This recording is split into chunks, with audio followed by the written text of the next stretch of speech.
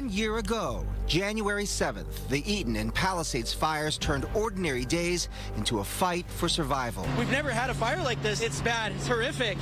Flames moved fast, smoke filled the sky, and thousands were forced to leave everything behind. Today, we look back. My neighborhood. But we also look forward. Even with it burnt down, look how beautiful it is. Because in the years since, this community has shown what resilience really looks like. Rebuilding homes, reclaiming hope, and finding strength in one another.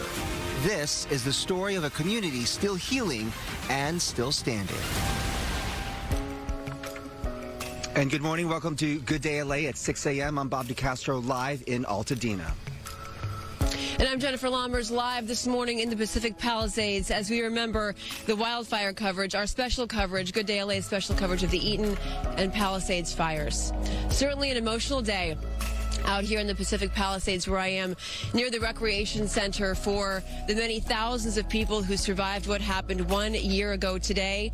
Let's not forget that red flag warnings were issued on January 6th with wind gusts, as you might remember, reaching up to 90 miles per hour. The next morning, on January 7th at 10:30, a fire was reported in the Pacific Palisades area. According to CAL FIRE, over the course of the next 24 days, the Palisades fire burned nearly 24,000 acres.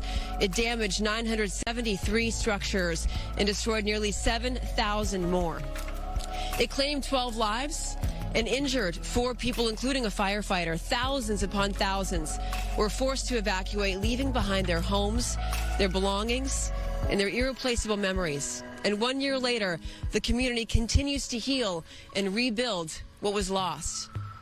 I know the same thing could be said, Bob, where you are, near the Eaton fire zone in Altadena, but this has been a long road ahead. It certainly has here in Altadena while the Palisades fire continued to burn there. That same day on January 7th at 6:17 p.m., the Eaton fire erupted. According to CAL FIRE, for 24 days, the Eaton fire burned about 14,000 acres. More than 9,000 structures were destroyed, over 1,000 others damaged. 19 lives were lost and 9 firefighters were hurt. CAL FIRE declared both fires fully contained on January the 31st. In the aftermath, California requested nearly $40 billion in federal disaster aid. To this date, that request has not been approved by the Trump administration. Meantime, $970 million has been pledged through charitable contributions as communities continue this long road to recovery. We'll have more coverage on the January fires 1 year later, but first let's get to Maria with a look at the forecast. Good morning. And that forecast really was at the forefront of all of that a year ago, and what a difference a year makes. This year, completely different from the rare event we experienced last year with those very strong gusty winds, drought, severe and extreme weather drought conditions. Today, the opposite. Happy to say all of that rain that we received recently, we are completely on the opposite of that spectrum with a huge surplus of almost 10 inches above seasonal average. And we are yet again looking at another storm system, which is to our north, not going to impact us with any major rainy weather. However, it is continuing to give us a moist atmosphere. You can see this sort of counterclockwise circulation just to our south, and there's some rain here getting picked up on the radar. So there is a chance, actually, still today, a 10 to 20% chance for some spotty pop-up showers. So don't be surprised if you do run into some of that. The winds are also quite calm at the moment. They are going to increase, coincidentally, a bit as we get to tonight and tomorrow, but nothing, of course, to what we saw last year. Temperatures right now ranging from 50 in Burbank, 51 in Ontario, 23 in Big Bear.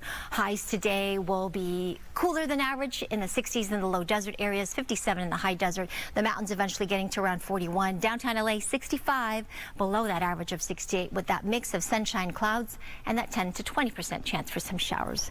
We'll talk about the extended outlook and let you know when we'll get a longer period of dry weather in just a few moments. But first, let's go up to Stu, up in Sky Fox, watching what's going on outside traffic-wise this morning. Stu, a good morning to you.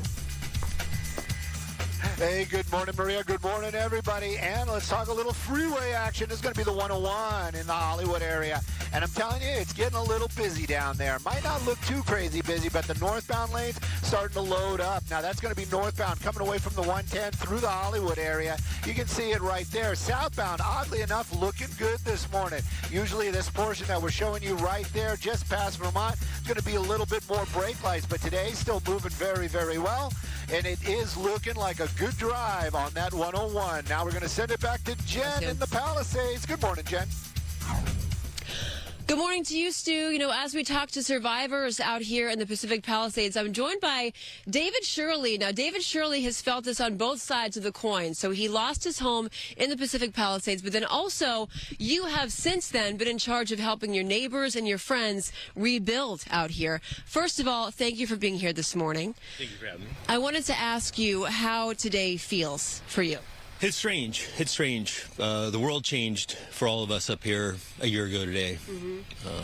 And your personal experience on that day?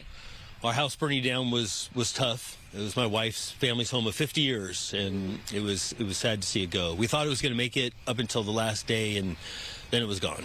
Yeah. And so what has life been like for you in these 365 days since that fire? It's been a tough year. We've really focused on helping our neighbors, friends, and families get their homes rebuilt. Right. And you, before we came up on camera, you said your house would be the last one built because you would have focused on everybody else first. We have a lot of homes to build first, a lot of people to help out in the rebuilds. And how many homes has your company been in charge of rebuilding so far? We're working on 12 now. We have a few more spots for a few more, so we have a few more coming up, hopefully. And we've heard from a lot of people, you know, who lost their homes out here in the Palisades that things have been really rough in terms of getting through all that red tape, the bureaucracy, the permitting process has taken weeks and weeks, and then not to mention dealing with all the insurance claims and waiting for those payouts. It's been tough. It's been tough for the insurance companies, have been really slowing things down. I think there's only been a couple hundred permits to date. And we have 7,000 more to get, so we need to get moving on it. We've just kind of been building like we did before the earthquake, before the fire, and things are working great. Same crews, same people, same procedures, and same timing as before the earthquake, before the fire. I keep thinking. So he keeps saying earthquake for a specific reason. You actually, this is not the first time that you've lost your home. This is the second home that you've lost. The first one you lost to the Northridge earthquake. Yes, this is the second time. So don't move next to me.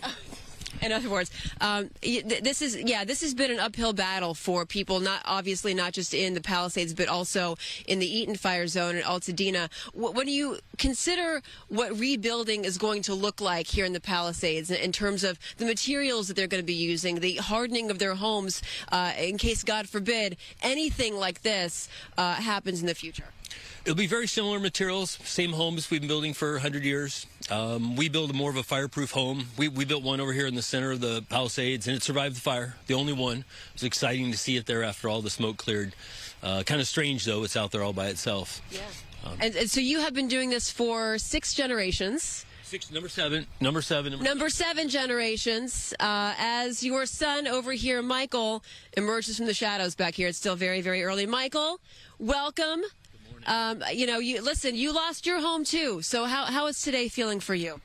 It's sad, but at the same time inspirational, kind of seeing all the people back in the Palisades, seeing houses come back up and trees coming back to life. It's nice to see. Now, you're young, you're 22 years old. What would you like to see in terms of the rebuild for your neighborhood?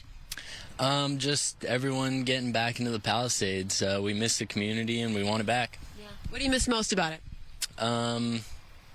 The friendship, I guess. And the camaraderie. That's right. And how is today feeling for you? I know that's a lot of mixed emotions for sure. Yeah, mixed emotions. I'm feeling more happy every day that goes on in the Palisades. More progress gets made, so I'm happy about it. Most definitely. It's a lot of hope out here. A lot of hope out here. Everybody's very hopeful. It's nice to see the smiles on people's faces after a year of their house being burned down when we walk them through their home that's been framed up. And they can see the shape, the size, and we're making them a lot more open, a lot more airy, a lot more modern. They're really, really happy. I see tears in their eyes during the rebuild, which is really nice. I've seen tears for this whole time but now they're tears of happiness, not tears of sadness, which is a nice change. A refreshing change. All right, David Shirley, thank you so much. Michael as well for joining us. Let's get over to Mario. He is in the Eaton fire zone. Hi, Jen. Great perspective there. You touched on this briefly, but we know for so many families, rising costs, insurance gaps, and slow permitting have made for a slow and painful recovery process. And we're in an Altadena neighborhood here along West Palm Street. It was hit hard by the Eaton fire.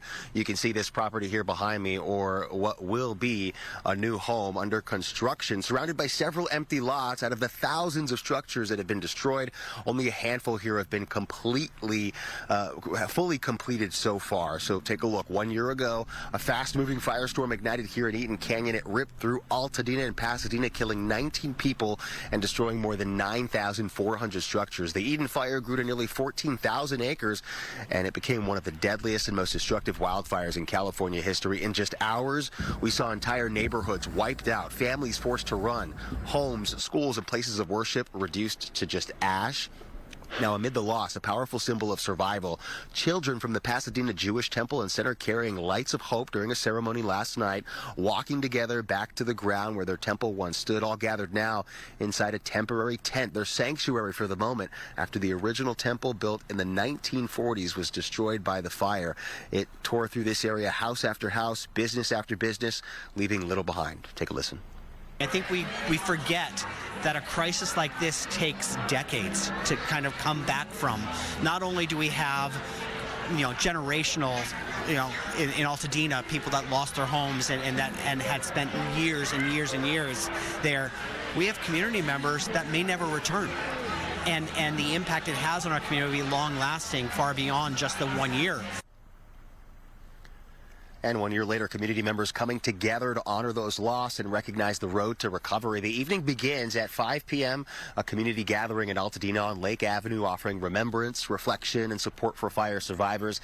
At 6:30, there's a benefit concert that will be held at the Pasadena Civic Auditorium. It'll raise funds for long-term recovery efforts, and the night concludes with a memorial service of hope and renewal. That happening at 7:30 at Lake Avenue Church. Now, for most families, the wait to return home is far from over, and again, we're going to be sharing some of their stories throughout the morning on Good Day LA. Live in Altadena, I'm Mario Ramirez. Let's head back into the studio with Sandra Endo. Mario, thank you. On to some other news happening today. Nick Reiner is scheduled to be arraigned for the murders of his parents, Rob and Michelle Reiner. He's facing 2 counts of first-degree murder with special circumstances. He has not yet entered a plea. Nick Reiner is accused of stabbing his parents to death inside their Brentwood home last month. Ahead of today's court appearance, TMZ has learned Reiner has been taken off suicide watch at the jail where he's being housed, and they talked about what led to the change.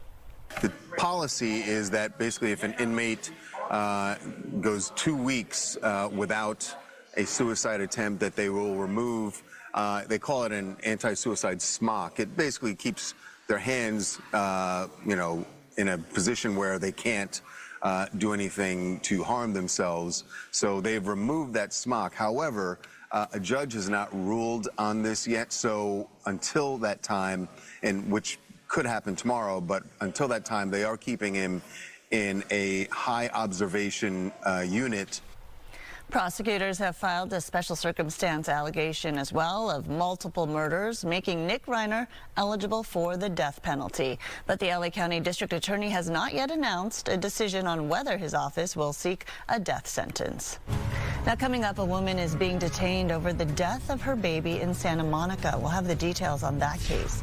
And we are live, of course, at the Palisades and Eaton fire zones all morning long with special coverage throughout the day as we mark 1 year since the deadly January wildfires.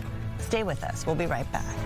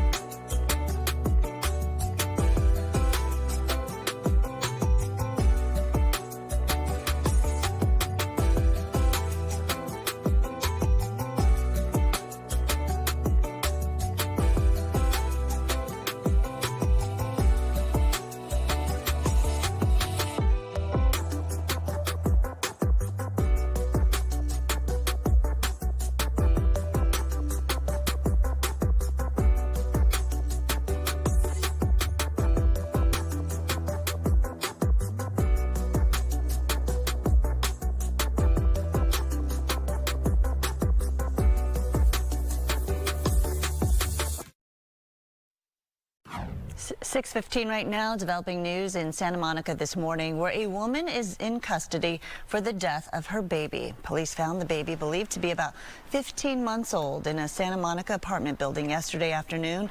Officers were sent there after the child's mother went to UCLA and allegedly told campus police that she had harmed her own baby. Neighbors say they were stunned by the sight of first responders trying to revive the baby. They brought a little boy down, I think it was a little boy, on a gurney. A fireman was on top of his chest, working him, trying to bring him back to life. The child died at the hospital and the cause of death is still being determined. Police have not yet released the names of the baby or the mother. Let's go to Maria now with a check of the forecast. Good morning. Hey, Sandra. Good morning to you. We are awaiting the sun to rise, of course. Right now, still looking at some darkness, some night here on the island of Catalina. That sun will rise in about 45 minutes, around 6:59. Our headlines will include one more unstable day today in terms of a mixture of sun and some clouds, and still a 10 to 20% chance for a spotty shower or two, depending on where you are. Greater chances the farther south you go into parts of OC and San Diego. We do have some increasing winds, though, tonight. Some drying winds coming out of the north at first, then eventually shifting out of the northeast. Wind alerts will be going into effect through at least Thursday evening, with some stronger winds out of the north and northeast. The weekend, the winds will calm a little bit, but it will still be breezy coming out of the northeast, so those gusty Santa Ana winds, moderate to gusty at times, will be helping to dry us out and keep us on the warmer side finally as we get into the latter part of the weekend into next week. But this is why we still have some instability. Area of low pressure and upper level low rotating just to our south. You can see all the moisture related to it. So this is going to, for the most part, stay offshore. But there's still that 10-20% chance for some showers. So we've got that in the forecast. As we get through today, tomorrow we'll start really drying things out. The winds will still be gusty, like I said, tomorrow with those wind alerts in effect, and then we'll notice that difference beginning Friday into the upcoming weekend into next week with much drier and even warmer conditions. Downtown LA 65 today to the low 70s by the time we get to next week, and we're going to see a longer period of time after today with some really dry weather. 68 in the valleys, back up to the upper 70s, as you can see Monday, Tuesday of next week. The mountains 41. There's a chance we could see some snow showers actually into tomorrow, but the winds will definitely be gusty, and then back to the low mid 50s as we get into next week. Let's head back up to Stu and Sky Fox, get another look at what's going on outside. Yeah, Stu, zooming in, zooming out. Oh, sorry about that. We were actually on our way to look in the Altadena area. They were saying that there might be a fire out there, but there is a freeway out here, and we can talk about that. Let's talk about that real quick. We're going to take a look at that 210 freeway. It is moving along pretty well. Clearly, I just said we're making our way out to Altadena, but this is going to be in the Pasadena area, the 210 freeway. East and westbound, moving along great this morning. If this is your ride, this is one of the ones you got it made. Maybe on that westbound side, coming away from that 605, might be a little bit of slowing, but for the most part, looking like a fantastic drive. Sending it back to y'all in the studio. All right, Stu, thank you. So coming up, we continue our special coverage, Eaton and Palisades fires 1 year later, with the Palisades fire survivors speaking about their recovery efforts so far, and Bob DeCastro covering the Eaton fire area. Good morning, Bob. Good morning. Yeah, we're live this morning in Altadena, actually at the grocery outlet. This is one of the businesses that survived the fire. Later today at 5 o'clock, there's going to be a community rally here to bring this community together, commemorate 1 year ago, and also to honor the lives that were lost. We'll have more coverage after the break.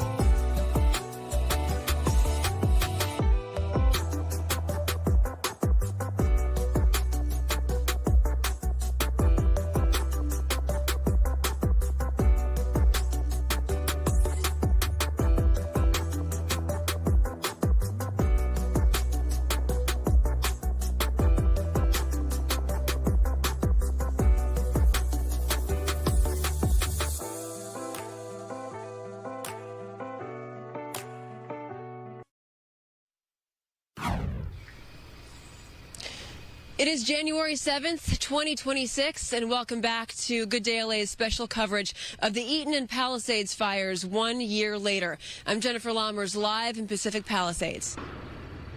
And I'm Bobby Castro, live in Altadena. Of course, one of the biggest challenges facing those survivors is stable housing. In fact, one late report says 8 out of 10 of those survivors still are without stable housing, many of them still displaced. Coco McAvoy introduces us to a mother and her son.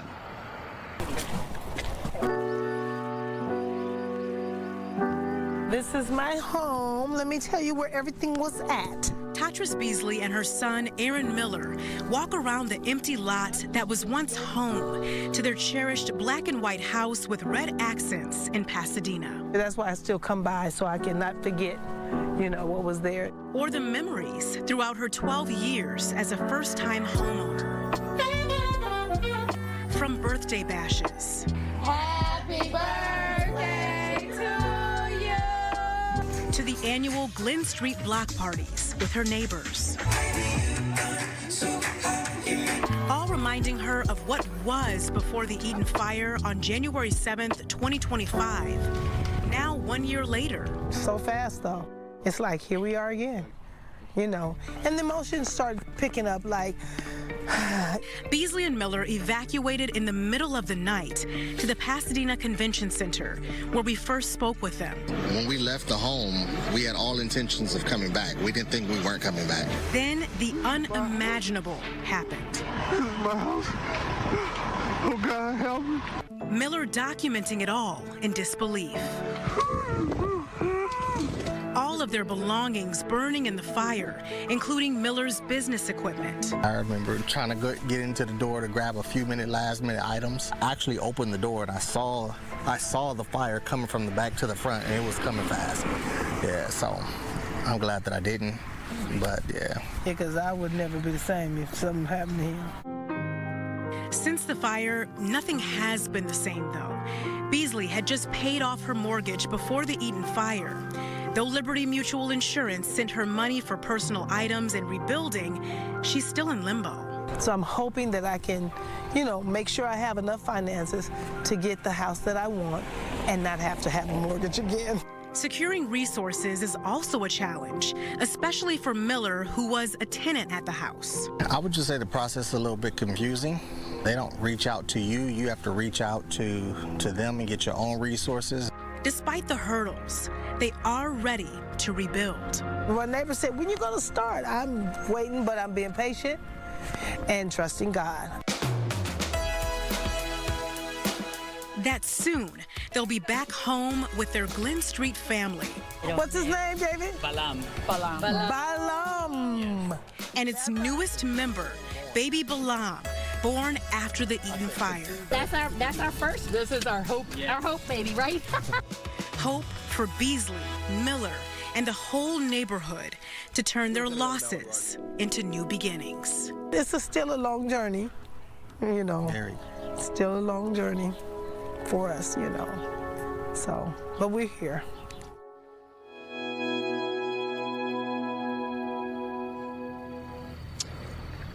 That was our Coco McAvoy reporting, showing so much strength, resilience, and hope. Now, LA County is telling us some 3,000 requests for permits, building permits, have been submitted, and about a third of those have been approved. So certainly a very slow process. We will have more coverage here from Altadena and from the Palisades as we commemorate 1 year after the LA fires. We'll be right back.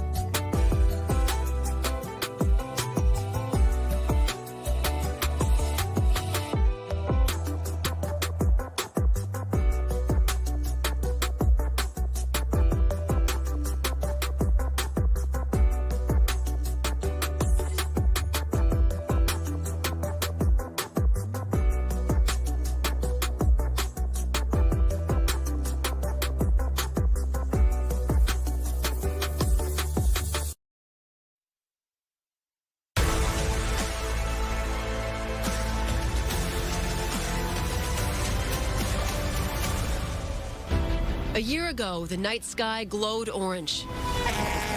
Sirens filled the air and families ran with only what they could carry. This is my house. Oh, God, help me. The Eaton and Palisades fires took homes, memories, and a sense of normalcy. But they did not take the heart of this community. It's a new beginning, but it also came with a lot of sorrow. 1 year later, we are back with the people who lived it, the ones still rebuilding, still grieving, and still finding ways to move forward. Today, we share their stories of loss, survival, and resilience. And good morning. Thanks for sticking with us here on Good Day LA. I'm Bob DeCastro, live from Altadena. And I'm Jennifer Lammers, live in Pacific Palisades this morning. And thank you for joining Good Day LA's special coverage of the Eaton and Palisades wildfires 1 year later.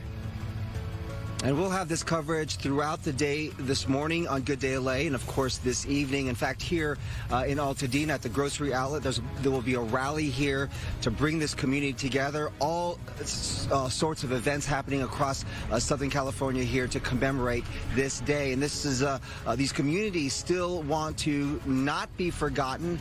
They want to make sure that there's accountability as well. Here are some of the events that are happening today. Pacific Palisades will hold a special ceremony at 9 this morning to honor the 12 lives lost, recognize first responders and volunteers, and celebrate the community's resilience. Later this evening, as I said, Altadena will be holding a candlelight vigil. This is organized by the Altadena Chamber of Commerce and Civic Association, honoring the lives lost of 19 people killed here in the Eaton fire. That's happening at 6 p.m. Meantime, survivors of the Palisades fire are planning a protest today they call They Let Us Burn. That's at 10:30 this morning. They're demanding fairness, accountability, and a vision for rebuilding communities.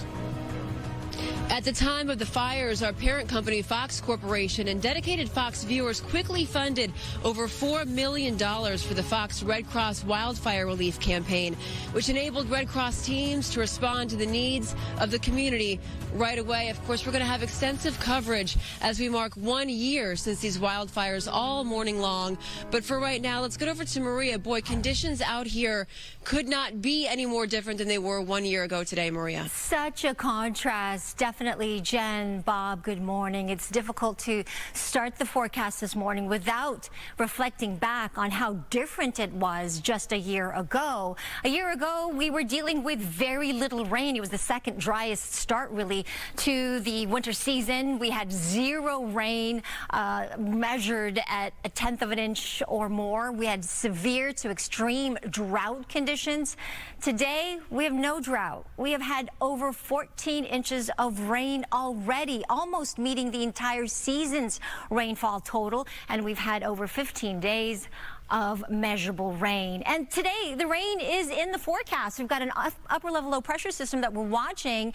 It's actually to our south, and it is brushing just to our south and is giving us a little bit of instability. Maybe 10 to 20% chance for some showers, spotty showers out there today. So don't be surprised if those sprinkles do pop up over you. It is going to be quite light, if any at all. Most of it will be over San Diego and over Baja. Temperatures will still be cool. 65 today for downtown, 67 in Indio, 62 in San Diego, to that 58 in Las Vegas if you're headed to Sin City. We are going to anticipate some warmer temperatures eventually. I'll go over that and tell you when this drier period will really begin coming up, my complete forecast. But first, let's head back up to Stu and Sky Fox to really get a look at our traffic conditions at this half hour here. Stu, good morning.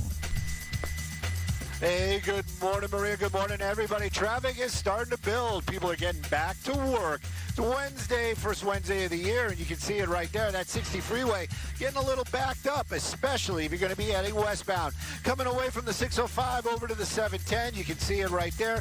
You're starting to hit the brakes really slow and go from the Monterey Park area, Montebello. Just give yourself a little extra time. If you're headed eastbound, though, looks like a fantastic ride. That opposite, 710 out to the 605, wide open and moving well. Sending back over to Jen in the Pacific Palisades. Good morning.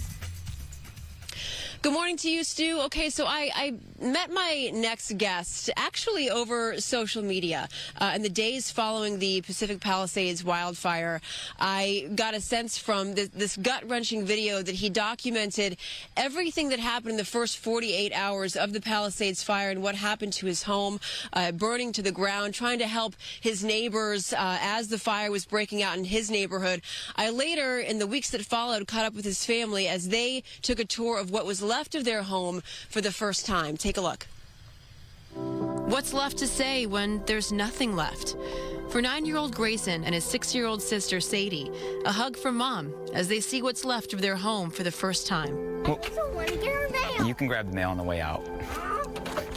That's the Sadie job, grabbing the mail. Old habits, but a new reality. So, buddy, you're in your room. Where's my room? Right here.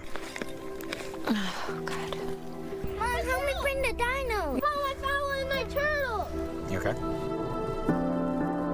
Me just walking around here, I can't stand in any of these places, and unfortunately, there's part of me that can remember the memories they remember, but there's part of me that remembers the memories of Tuesday night and what it looked like.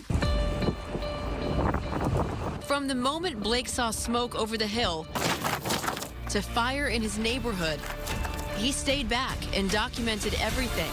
A terrifying night putting out hundreds of hot spots. The fire getting closer and closer down the street. And then at his doorstep. I'm gonna need you guys. Blake thought by some miracle his house would actually make it. Firefighters did too. Looking good, sir. You got all the brush away? But then... So it's all in the attic now? The water ran out. Volunteer firefighter Alex Swedelson lost his own childhood home down the street and desperately tried to save Blake's. I wish I could have done more to help him, you know? Blake put his whole life's work into this home. In September, they were dropped by State Farm. With no coverage and no options, Blake posted a story to social media as a cry for help. His video went viral, getting millions of views, and the donations came flooding in. It's been amazing, it's been beautiful, and it has been the light through what obviously is like the darkest time of our lives. Grayson, what would you like to say to all the people who've helped out? I want to say it again. It doesn't matter if you have a house or stuff. It matters where your family is. Grayson, here you are, Blake. I know that as you were watching that story, you got a bit emotional yourself. What is today like for you? Well, obviously today is a heavy day, but I think also today is an important day because it helps shine a spotlight to the rest of the world on the reality that so many of us here in the Palisades have been living every day for the last 12 months. So that's right. That's right. It's been a tough road for the last 365 days. You guys had been living at a rental place and hoping at some point to get back to your old neighborhood, and you actually have some remarkable news to share. It is a crazy story, and you say 365 days, and I know a lot of today will be highlighting a lot of the loss and the devastation, and all of that's real. But I think for everybody listening, the important message is the last year has been so much more than just the loss. You know, what people don't talk enough about is the hard part is everything that comes after, learning how to carry that, and, you know, the grief, the healing, the journey, the loss of routine, the loss of community, all the stuff that doesn't get highlighted in the reels and the media. And that's been the journey that so many of us, not just here Palisades, Malibu, Altadena, have been on the last year. But yeah, you're right. For us, we got to a point where it just got really heavy. So many people asking, are you going to rebuild? Have you started? How's the house? Which I know comes from a place of genuine care, but like every time triggered like a pain. Yeah. Because the questions are simple, but the answers weren't. And my family and I, we got to a place where we just said it's too much. We're gonna let go. We're gonna have to find another rental, and eventually we'll re-enter the Palisades. It's where we want to be. It's where our heart is. It's where we want to raise our family. Right. But we had almost given up on now's the right time because there's so much uncertainty. And then you got this brochure in the mail. It was literally a postcard, and I brought it because it's a story that's hard to believe. So we were in that Venice rental in December, so it's only a few weeks ago, and I brought it. It's going to be hard to see, but we literally get a postcard that shows up like in our Venice rental mailbox, and not just any postcard, but you look, there's a box around a lot. Yeah. And the lot right next to the box was our former house, right? Was our lot. And so you had this opportunity then. This realtor told you that a home was for sale 2 doors down from where you once lived. And I saw the video that you posted too, walking your family through that home for the first time. The same blueprint of the house that you used to live in. Grace, and I know you had some mixed emotions when you first got in the house, right?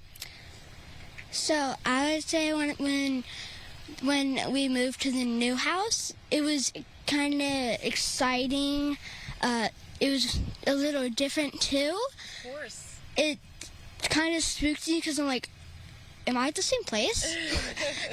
You are, but you're not, right? And I like how I could, it felt like I was in the memories that I had in my old house. Right. I want to bring in the rest of your family right now, if we could, because they're here today as well. Thank you for getting up so early, Sadie especially. How are you feeling on a day like today, and especially knowing now that you're back in a new place on the same street that you were once? It's so nice. It actually feels like home again. I'm just so excited for the rest of our community to come back. So we're just really missing all of them, and it has their own obstacles, but it's a little bit of hope and kind of exciting, yeah. And Sadie, are you ready to make some new memories in your new house? Yes, and I'm happy that we're back and it feels like old home. Yeah.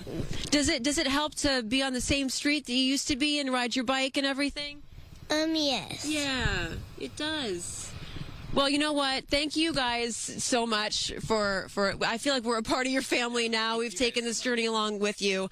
You're an excellent representative of all the people who live out here in the Palisades who've been clawing their way back home. So thank you guys so much. All right, over to Mario Ramirez in the Eaton Fire Zone in Altadena. Hi, Jen. For so many families who lost everything, we know that the recovery has taken a year and counting, still far from over. And some of the homes lost here in Altadena passed down from generation to generation. So you can imagine the heartbreak that was spreading as the flames were as well. Now, we're along West Palm Street, and you can see behind me a home that is being constructed going up here. But this is a slow process. Out of more than 9,000 destroyed properties, only a handful of homes have been completed so far. Take a look. 1 year ago today, a wind-driven wildfire sparking in Eaton Canyon and exploding into a nightmare, sweeping through Altadena and parts of Pasadena. It burned nearly 14,000 acres, claimed 19 lives here, and left more than 9,400 structures destroyed, and it remains one of the deadliest and most destructive fires California has ever seen. Well, in the middle of that loss, a quiet but powerful moment during a ceremony last night. Children from the Pasadena Jewish Temple and Center carrying lights of hope, walking together, remembering what was lost and what still connects them. Well, they're back together, not inside their temple, but under a temporary tent on the very ground where it once stood before the fire took it out. The Jewish Temple and Center, part of this community since the 1940s, among the buildings lost here to the flames, and just one example of the loss and resiliency in this community as we remember the victims and all the families that continue to be impacted. It's going to be a hard day. It's going to be a hard day. I mean, even talking to you about it gets me a little emotional, because while I'm talking about hope and I'm talking about the homes that have been rebuilt, there are still people suffering. Now marking 1 year since the Eden fire, a series of community events planned today in Altadena and Pasadena. We want to highlight some of them happening this evening. At 5 p.m., a community gathering in Altadena on Lake Avenue offering remembrance, reflection, and support for fire survivors. At 6:30, a benefit concert at the Pasadena Civic Auditorium raising funds for long-term recovery efforts.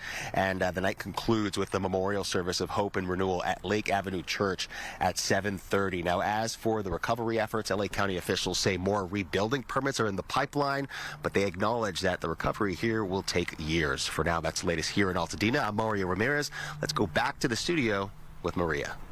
Mario, yes, very different weather conditions last year than it is today. Today, we actually have some showers, or at least the chance of showers in the forecast. And last year, we were in the midst of severe to extreme drought conditions with rain to date with only 16/100th of an inch of rain. Well, things have changed significantly. As you know, we have had so much rain in the last several months since the water year began. We have had more than our share. We've had 14.11 inches of rain to date, so we are drought-free across the state of California, with the exception of a very small sliver in the northeast section of our state. Right now, we're looking at some clouds, 50 degrees for downtown. The wind's mostly calm. The winds are going to increase, though, as we get into tonight and tomorrow, so there are some wind alerts going into effect. So just be mindful of this. The good news is the fire danger definitely mitigated by all the rain that we have just received. We'll go back upstairs now to Stu up in Sky Fox. He's over some breaking news. A truck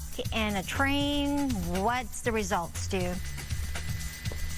Hey, good morning, Maria. Good morning, everybody. Yeah, we've got some traffic and some train troubles this morning. If you ride the Metro, Blue Line or A Line, check Go Metro for sure. There's going to be some disruptions. I can tell you the Grand Station in downtown is definitely going to be closed this morning and for a couple of hours. They're using buses to get people back and forth to keep that line running. But for the actual station itself, definitely going to be closed. This traffic report brought to us by Morgan & Morgan. Street closures in the downtown Los Angeles area as well. We know that there were 60 people on board that train when that collision happened. All of them have been checked out. Some might have even been brought to hospitals. Right now, though, you can see Washington closed between Trinity and Stanford in both directions out here in the downtown area. Also, that's going to be right at the corner of San Pedro where that collision happened. San Pedro closed in both directions as well. If any of those are your rides in the downtown area, you're going to have to make a little extra time to get around them. Let's take a look at some traffic hotspots, shall we? I'm John Morgan of Morgan & Morgan. Today, our roads are littered with killing machines. I'm talking about semi-trucks. They can easily kill, even at low speeds. Injured in a trucking accident, we became the largest injury law firm in the world for a reason.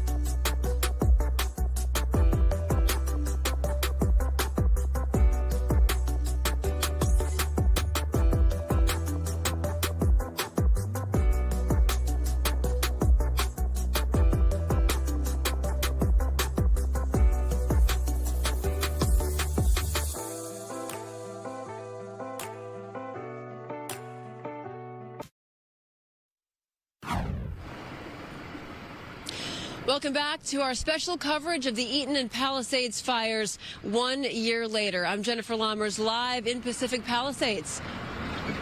And I'm Bob DeCastro, live in Altadena. Jen, I was listening to your interview from Blake Mallon, a powerful interview.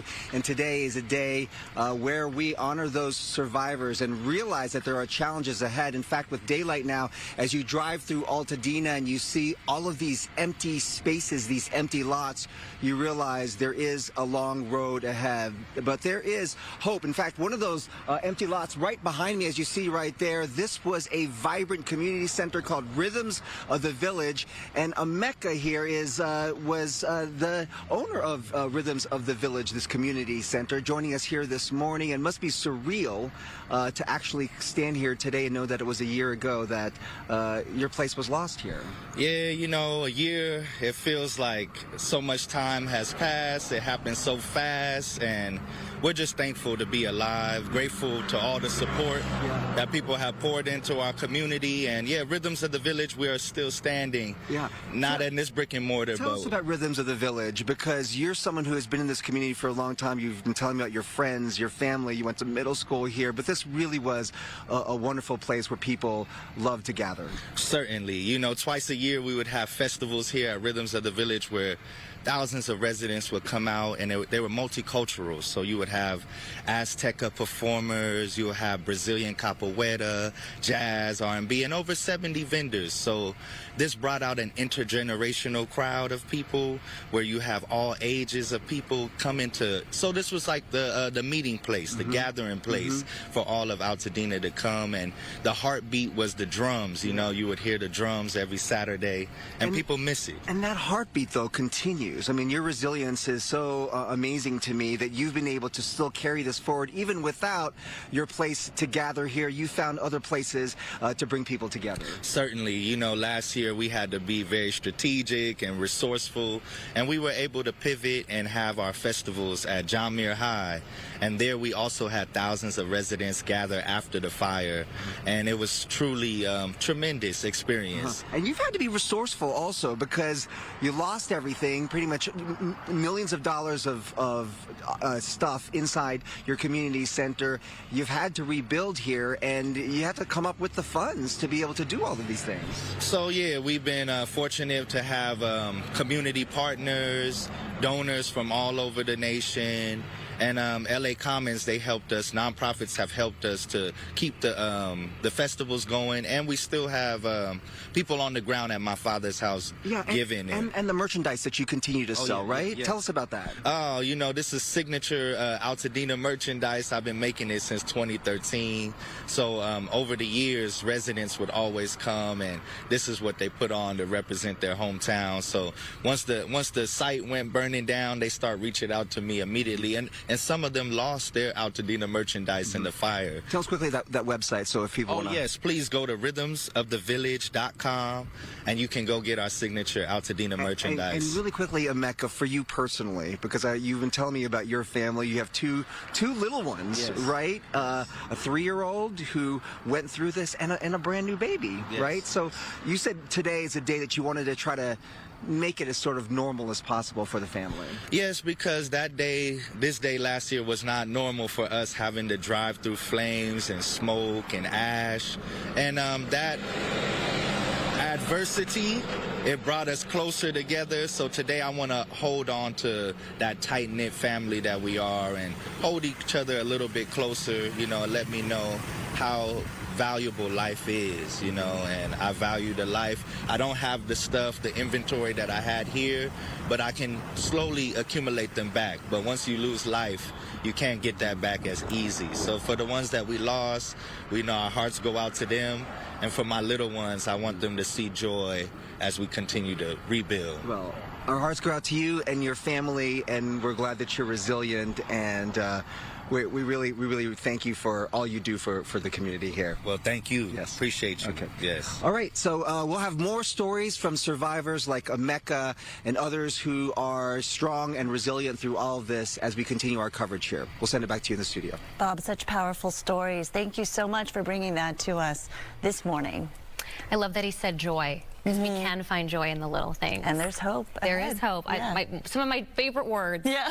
And we've got more joy coming up today on Good Day LA. Got a lot of things lined up for you this morning. 1 year, though, later, after the deadly January wildfires devastated communities, Rick Caruso will join us live to talk recovery, responsibility, and what he believes must happen next. And award season is in full swing in Hollywood, and we await the SAG-AFTRA Award nominations that will be taking place this morning. And of course, we're going to break it all down for you here on Good Day LA.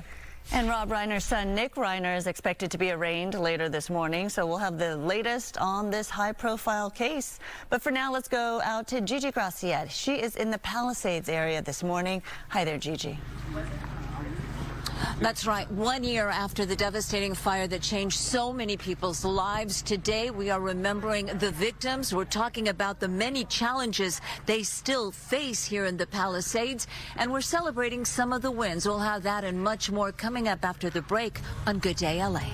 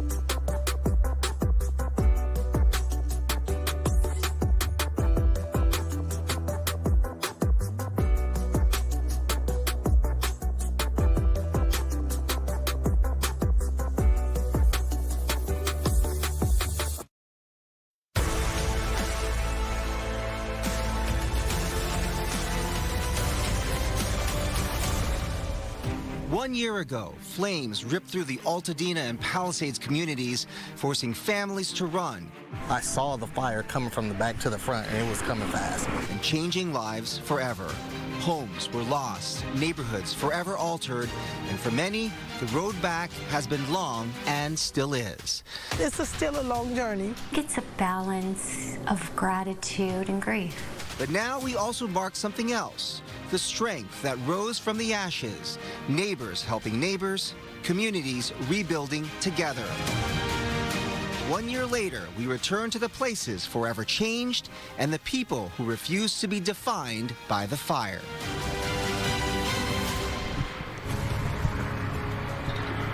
Good morning and welcome to Good Day LA at 7 a.m. I'm Bob DeCastro live in Altadena. And I'm Jennifer Lammers, live this morning in the Pacific Palisades, where we mark 1 year since those wildfires broke out. Thank you for joining our special coverage here on Good Day LA. Let's take you back 1 year ago on January 6th. As you remember, red flag warnings had been issued. Wind gusts reaching up to 90 miles per hour, hurricane force winds predicted at that time. The next morning on January 7th, at around 10:30 in the morning, a fire reported in the Pacific Palisades area. According to CAL FIRE, over the course of the next 24 days, the Palisades fire burned nearly 24,000 acres, 3 times the size of Manhattan. It damaged 973 structures and destroyed nearly 7,000 more. It claimed 12 lives and injured 4 people, injuring a firefighter as well. Thousands were forced to evacuate, leaving behind their homes, their belongings, and irreplaceable memories. And 1 year later, a community continues to heal and claw back and rebuild what was lost as the Palisades fights its way back home. I know it's been an uphill battle for the last 365 days out here. And Bob, I know the same can be said in the Eaton fire zone there in Altadena. No doubt. Here in Altadena, while the Palisades fire continued to burn that same day on January the 7th at 6:17 p.m., the Eaton fire erupted. According to CAL FIRE, for 24 days, the Eaton fire burned about 14,000 acres. More than 9,000 structures were destroyed. Over 1,000 others were damaged. It claims 17 lives and 9 firefighters were hurt. CAL FIRE declared both fires fully contained on January the 31st, and in the aftermath, California requested nearly $40 billion in federal disaster aid. To date, that request has not been approved by the Trump administration. Meantime, $970 million has been pledged through charitable contributions as communities continue this long road to recovery. We do have team coverage in both burn areas. We've got Mario Ramirez and Gigi Graciet. They're taking a closer look at recovery efforts. And we've got our Coco Bacaboy in the Palisades area where there will be a remembrance ceremony. Okay, but first, let's get to Maria with a look at our forecast. Good morning. Good morning, Bob, Jen. Yeah, it's tough to really talk about today's forecast without showing you the large contrast between the weather conditions then and now. Last year, we had very little rain. We had severe to extreme drought conditions across Southern California. We only had received to date 16/100th of an inch of rain, and we had those wind gusts in the forecast. That forecast with particularly dangerous situation. It was a rare forecast. Only a handful of times had the National Weather Service issued that type of forecast. This year, completely different. We have had so much rain. Up until now, 14.11 inches of rain, almost the entire season's total so far. So we are drought-free across Southern California. In fact, most of the state, with the exception of this little sliver here in the northern portion of California. So we are off to a great start. We actually have a lot of moisture in the atmosphere. We have an area of low pressure that I'm watching right now, giving us that 10 to 20% chance for some showers today. So don't be surprised for those to pop up as you're out and about. This low will continue to move south and east of us, and then we will look for an extended period of drier weather beginning tomorrow into the weekend. 48 degrees currently in Pasadena, 49 in Burbank, 51 in Santa Monica, 23 in Big Bear. Highs up in the mountains today will get to around 41, 68 in the low desert to that 57 degrees in the high desert communities of Lancaster, Palmdale. The winds will pick up. You'll notice by later tonight to tomorrow, some breezy conditions will start to really strengthen. 64 our coastline, 65 for downtown. That's below our average. We'll get to average at some point. I'll let you know coming up in my extended outlook. But first, let's head back up to Stu and Sky Fox, get another look at the traffic conditions. The sun is up officially now, Stu, and here the roads are dry, so that's a good thing. Good morning. Hey, good morning, Maria. Yes, dry roads making things better-ish. Also, a lot more people on the road this morning. Take a look at that. That's going to be the westbound 10. Those headlights coming around the corner. We're in the West LA area, so we're very close to the 405. Actually, we'll show you some 405 here in just a moment. But from the 110 to the 405, tough ride, especially if you're headed westbound. If you're headed the opposite direction, eastbound, actually looking really, really good this morning. Quick peek at that the 405. That's moving along super well north and southbound in the West LA area and the Culver City area. Northbound, you're clear all the way out to the 118. Southbound, tough ride through the Sepulveda Pass. Once you pass that sunset, though, looks like a great ride almost down to the 105. Going to be sending it over to Jen in the Pacific Palisades. Yes, Stu, we're here at the Palisades Recreation Center, and you can see behind me as the sun is coming up now, you can really see this. A home that has been under construction for some time. You can see the framework there, and this is what you'll see heading up to this little hill that we're at right now. Some homes are still vacant lots, and many of them, actually, I would say most of them are. In fact, 75% of people who once lived in the Palisades are still displaced today. This fire has forced a lot of survivors to become advocates.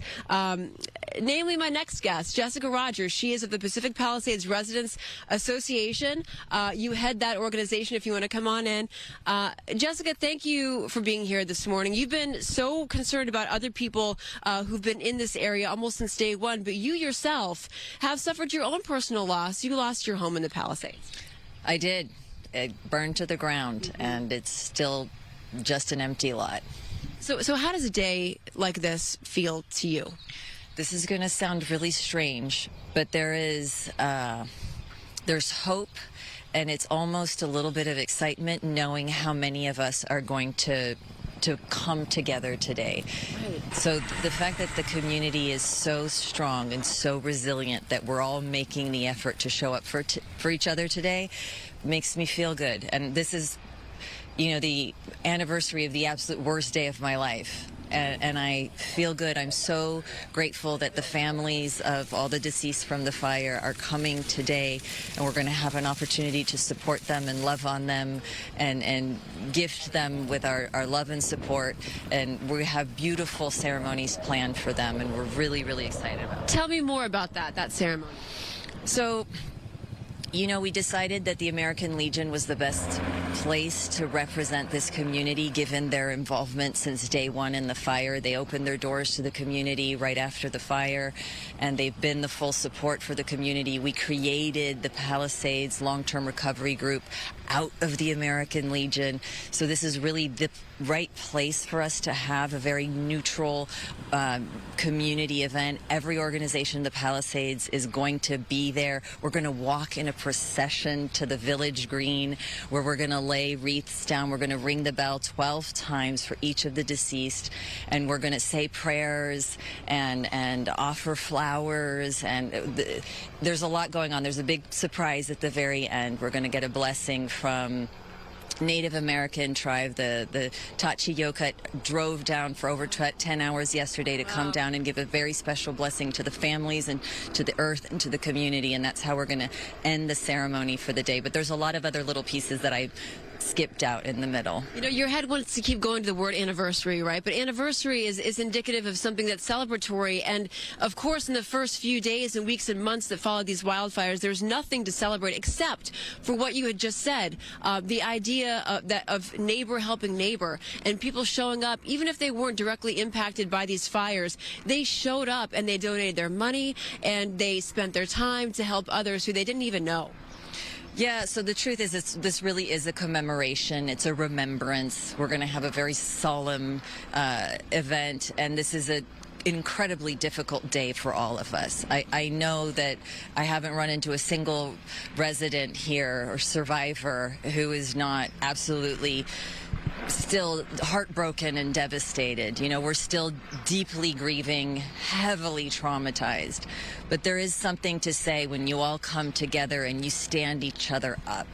And that is what we have been since day one, and that's what we're going to continue to do. So today is just an opportunity at the same time as we honor all of our losses, we're also giving ourselves an opportunity to stand each other up and prove to ourselves how resilient we are and how dedicated we are, that this heartbeat of our community will survive, and we will see to it. Rally strong. That's what it's all about today, right? Jessica, thank you for joining me this morning. I want to get out to a news conference that's actually taking place right now today, involving CD11 Representative Tracy Park. Let's go to it. Experienced the most devastating disaster in our city's 240-year history. The winds that morning strengthened with every passing minute. The pace of the fire quickened until the air was thick with smoke. Sirens cut through neighborhoods that only hours earlier were quiet and familiar. As the fire spread, the streets emptied, and one by one, houses burned. Churches and businesses, schools, and beloved community landmarks were lost. In a few short hours, most of the Palisades was just gone. In the end, 12 people lost their lives. More than 6,800 structures were destroyed, mostly homes. Thousands of families were displaced.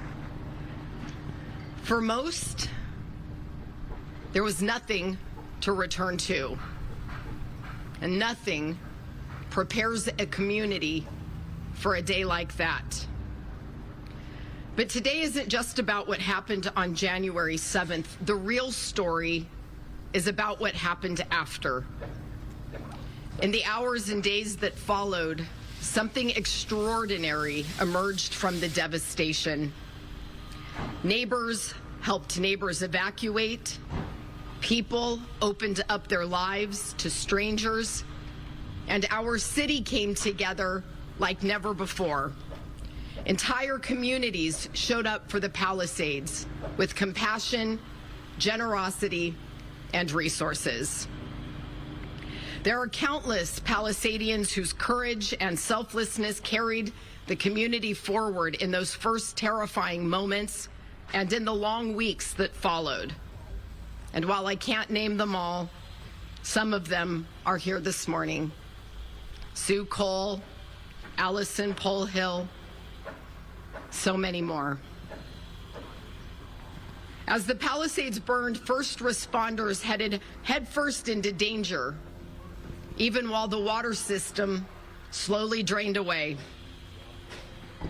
They stood their ground as best they could while flames moved faster than anyone thought possible, protecting lives at great personal risk. Soon after, the National Guard stepped in to support evacuations and stabilize the area.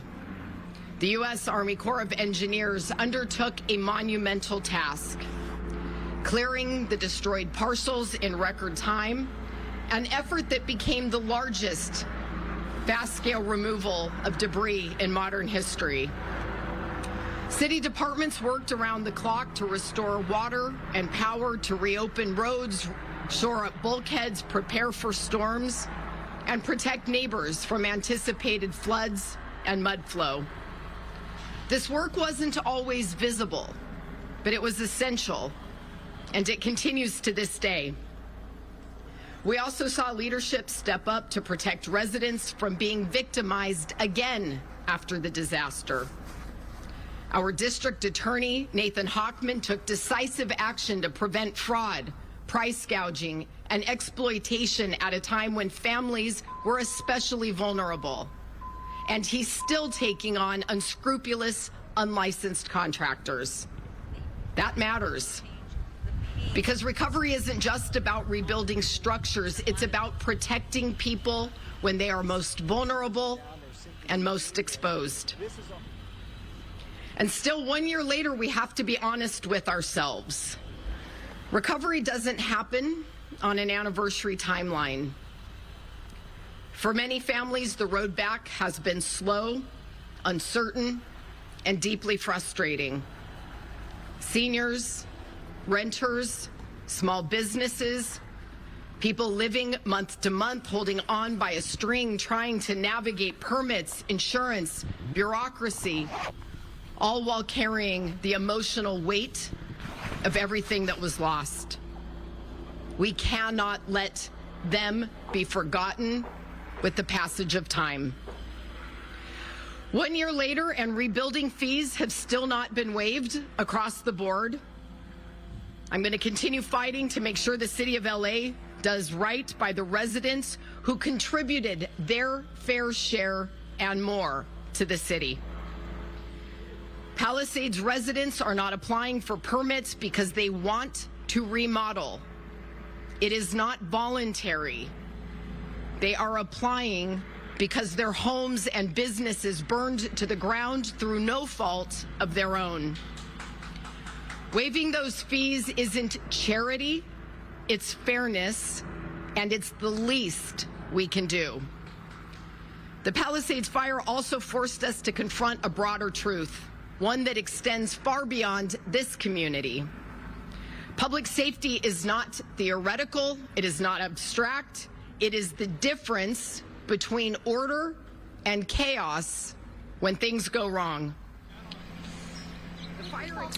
All right, so you just heard there from Councilmember Tracy Park representing CD11. Her constituents are those here in the Pacific Palisades. She was just holding a news conference there, updating us on the recovery from the Eaton and Palisades fires, marking 1 year since those wildfires broke out. Some of the recovery milestones and, of course, the challenges that remain for thousands of people who are trying to return to their homes, their lives, remaining in limbo this morning. Stay with us because Good Day LA has more on our special coverage of the Eaton and Palisades fires 1 year later. I'll be right back.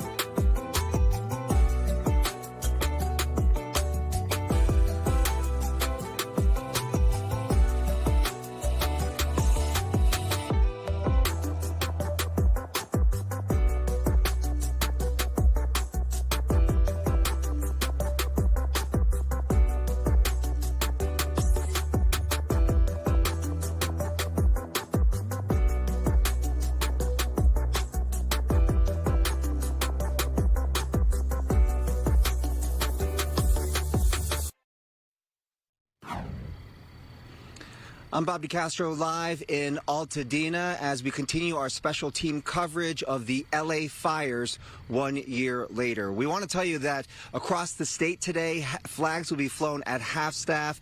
This is to honor the victims, the lives that were lost, to honor the survivors of the challenging road ahead, and to honor the first responders who did save lives and property. We do have team coverage. In fact, we've got our Mario Ramirez here in the Altadena area also to look a little closer at the recovery and the rebuilding process. Mario, good morning. Bob, we're on West Palm Street, and this is the same neighborhood we were in a year ago, watching blocks and blocks of homes being wiped out by flames when the Eaton fire was spreading. And this neighborhood was hit hard. You can see one of the properties here where a home is under construction. Well, this is a slow process. Out of the thousands of structures that have been destroyed, only a handful here have been fully completed so far.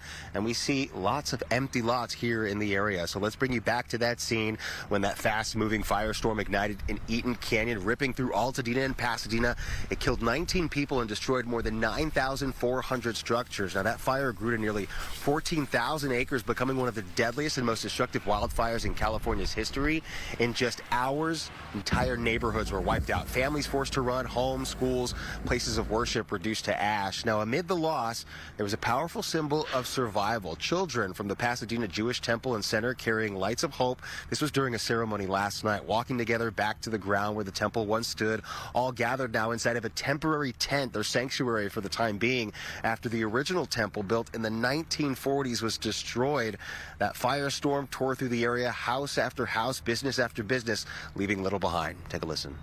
I think we forget that a crisis like this takes decades to kind of come back from. Not only do we have, generational, in Altadena, people that lost their homes and had spent years and years and years there. We have community members that may never return. And the impact it has on our community will be long-lasting, far beyond just the 1 year. And 1 year later, community members coming together to honor those lost and recognize the road to recovery. So we want to highlight some of those events. This evening, beginning at 5 p.m., a community gathering in Altadena on Lake Avenue offering remembrance, reflection, and support for fire survivors. Then at 6:30, a benefit concert at the Pasadena Civic Auditorium raising funds for long-term recovery efforts. And the night concludes with a memorial service of hope and renewal, that happening at Lake Avenue Church at 7:30 tonight. Now, for most families, we know the road to getting back into their homes is still far from over, and I'm going to be talking to one family here in Altadena coming up in the next hour of our coverage. For now, that's the latest here. I'm Mario Ramirez. Bob, let's go back to you. Yeah, it's really great, Mario, to see that the rebuilding effort is underway. As you said, it is a slow process. In fact, there are some groups that say 8 in 10 survivors still are displaced or are still without a stable home.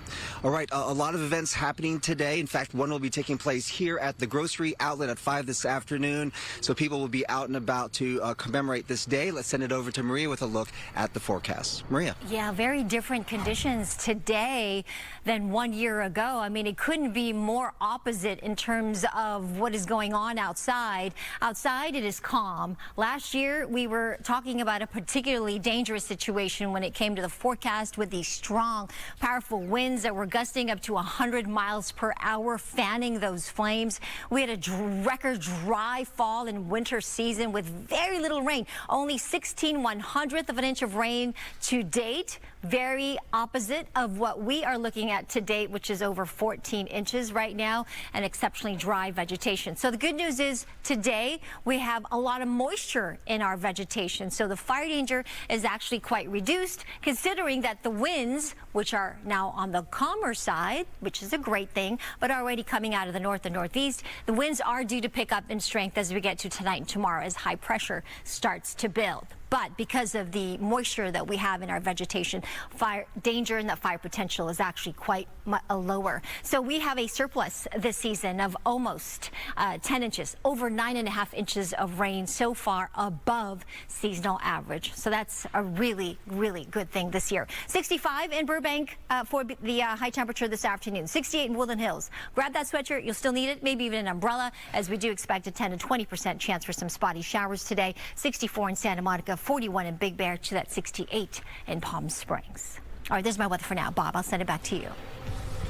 All right, Maria, thank you. We continue our special team coverage of the LA fires 1 year later.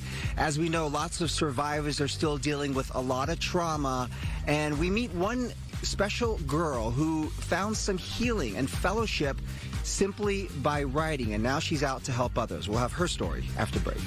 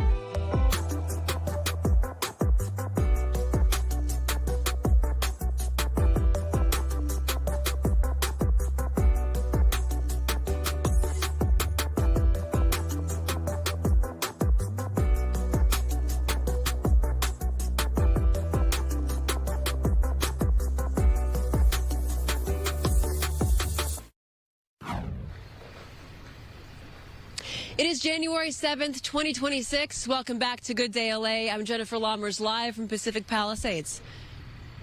And I'm Bobby Castro, live in Altadena as we continue our special coverage of the LA fires 1 year later.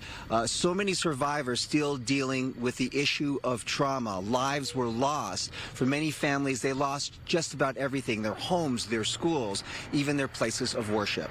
We met one teenage girl who found some healing through writing. Take a look. When the Eaton fire tore through Altadena, Sylvia Pinto left her home with almost nothing. No photos, no childhood keepsakes. She grabbed one thing. I didn't take a lot at all, and for some reason I grabbed my sunglasses. It was dark. She didn't need them, but something told her to hold on. They were like kind of a special object for my senior year in particular. I mean, I was like wearing them everywhere. So I just grabbed them thinking, you know, this is kind of what represents me in this moment. That night, her street became a lifeline. A massive tree crashed down, blocking the only way out. Neighbors didn't wait for help. They became the help. We were able to grab our chainsaws. My whole neighborhood was out there just cutting down the tree and trying to save ourselves. At the time, the fire didn't feel real. From the roof, it almost looked beautiful. It didn't look like danger, it just looked really pretty. The reality didn't hit until the next morning when Sylvia came back. We pull up to this house, like we've pulled up so many times before, and suddenly there's nothing there. The loss was overwhelming, but one of the hardest moments... Probably seeing our parents' reactions, because like growing up, your parents are like your role models, and they're always the strongest people in your lives. So for you to witness them kind of like break down, and for once not seem as strong as they actually are, it's very life-changing. Being authentic is gold. Healing didn't come quickly, but it started with words. Through Right Girl, a creative writing organization for teen girls, Sylvia found a way to process emotions she wasn't ready to speak out loud. I think just writing and really any form of art really helps the mind when dealing with trauma or pain. Struggles are the answer. At a Right Girl songwriting workshop, the prompt was simple. Write about an object in front of you. Sylvia looked around and realized the sunglasses were one of the few things she had left. I didn't have any of those things. So I just chose to write about my sunglasses because they were one of the only things I saved. They became more than plastic frames. They became a memory. I keep them next to my bed, and you know, it's just one of those items that you look at and it takes you right back.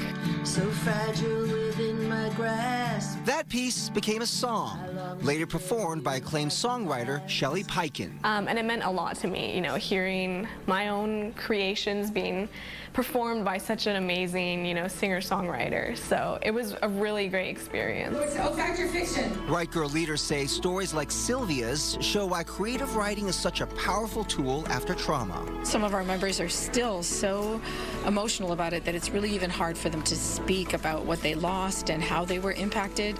But to be able to write their story in a poem, in a song, in a journal, just gives them this outlet and this opportunity to really like connect with their feelings, process their feelings, and move through it. Now a freshman at UC San Diego, Sylvia keeps writing, keeps creating, keeps moving forward. It's never really going to feel the same. It's never going to be the same town again. But I don't think that should stop us from feeling hopeful. So they unfortunately did break. Those sunglasses may be broken, but they remind her of what survived. You're the one. Her voice, her creativity, and a community that helped her begin again. That organization that's been helping Sylvia through all of this, Right Girl, is actually based right here in downtown LA, and you can check them out at rightgirl.org. Jen, we're hearing so many of these stories today of strength, of resilience, and really all of these communities coming together to help each other out. That is the one silver lining, truly, that's come out of all of this. And, you know, you can't underestimate it. Of course, there is trauma that people are going to be experiencing on a day like this. They're having to relive this nightmare all over again. But that is the good news, right, is that people have come together to help each other in those days since. Up next, we're going to check in with Coco McAvoy because she is with wildfire survivors there in the Palisades. Good morning, Coco. Good morning. We are at the Palisades American Legion, where there will be a special ceremony held today honoring the 12 lives lost in the Palisades fire. We'll also tell you about the ongoing recovery efforts.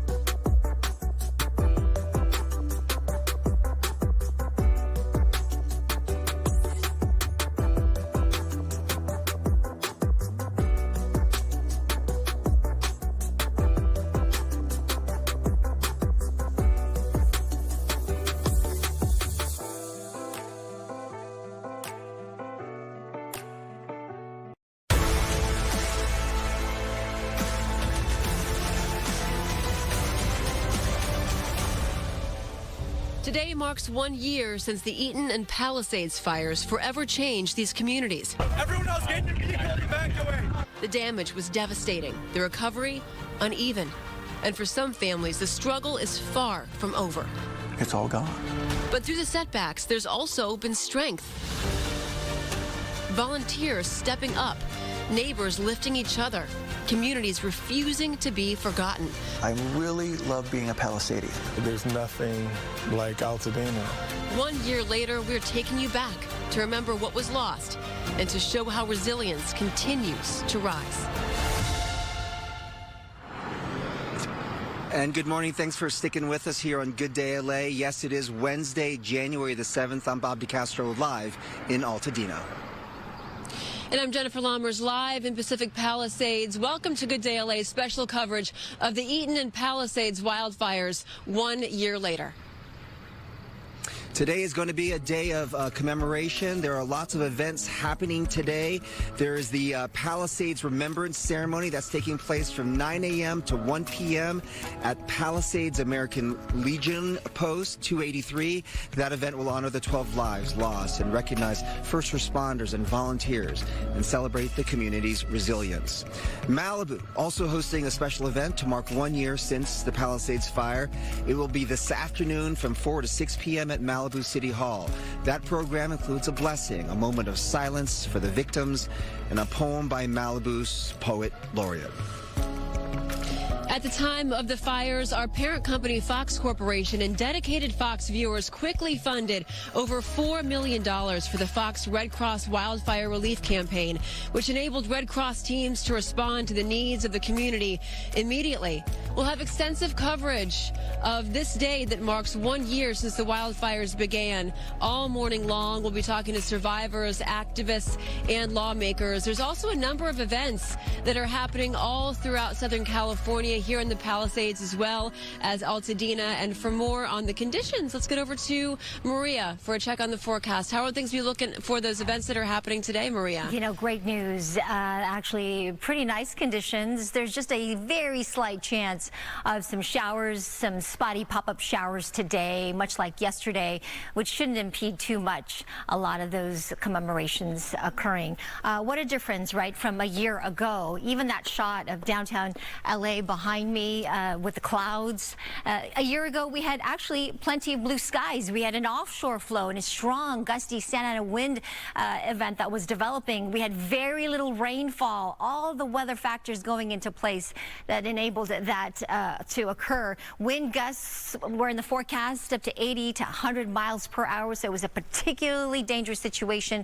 And we had drought conditions that followed two back-to-back very wet years before that. So we had all this vegetation that was drying out and just added to the fuel fanned by those winds and the flames. Today, look at that, 14.11 inches of rain we have received this season thus far. That's almost an entire season's worth of rain up until today. And we have some rain in the forecast because of this area of low pressure. This upper level low pressure system is going to move to our south and eventually to the east. But as it does so, it is bringing us a little bit of instability, and that's why that chance for showers is in the forecast. Chilly nights, sunny, milder days after this low pressure moves out of here, but those winds will be a little bit on the gustier side as we get into tonight and tomorrow, and that's just because of a difference in pressure with this developing ridge of high pressure behind this low pressure system. And with those moderate winds, yes, there will be some fire danger, but really mitigated by all the moisture in the vegetation, so that is helping to lower the fire danger. So that is the good news.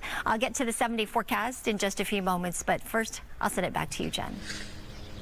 Yeah, Maria, I can't stop thinking about the juxtaposition of where we were, 1 year ago today and versus where we are right now. The sun is out. It's nice and blue skies. A little bit later on this morning, I want to tell you about this. Right down the street from where we're standing, the Palisades American Legion Post 283 is marking the Palisades fire 1 year later with a special presentation and remembrance ceremony, and that is where Coco McAvoy is there live. Good morning, Coco.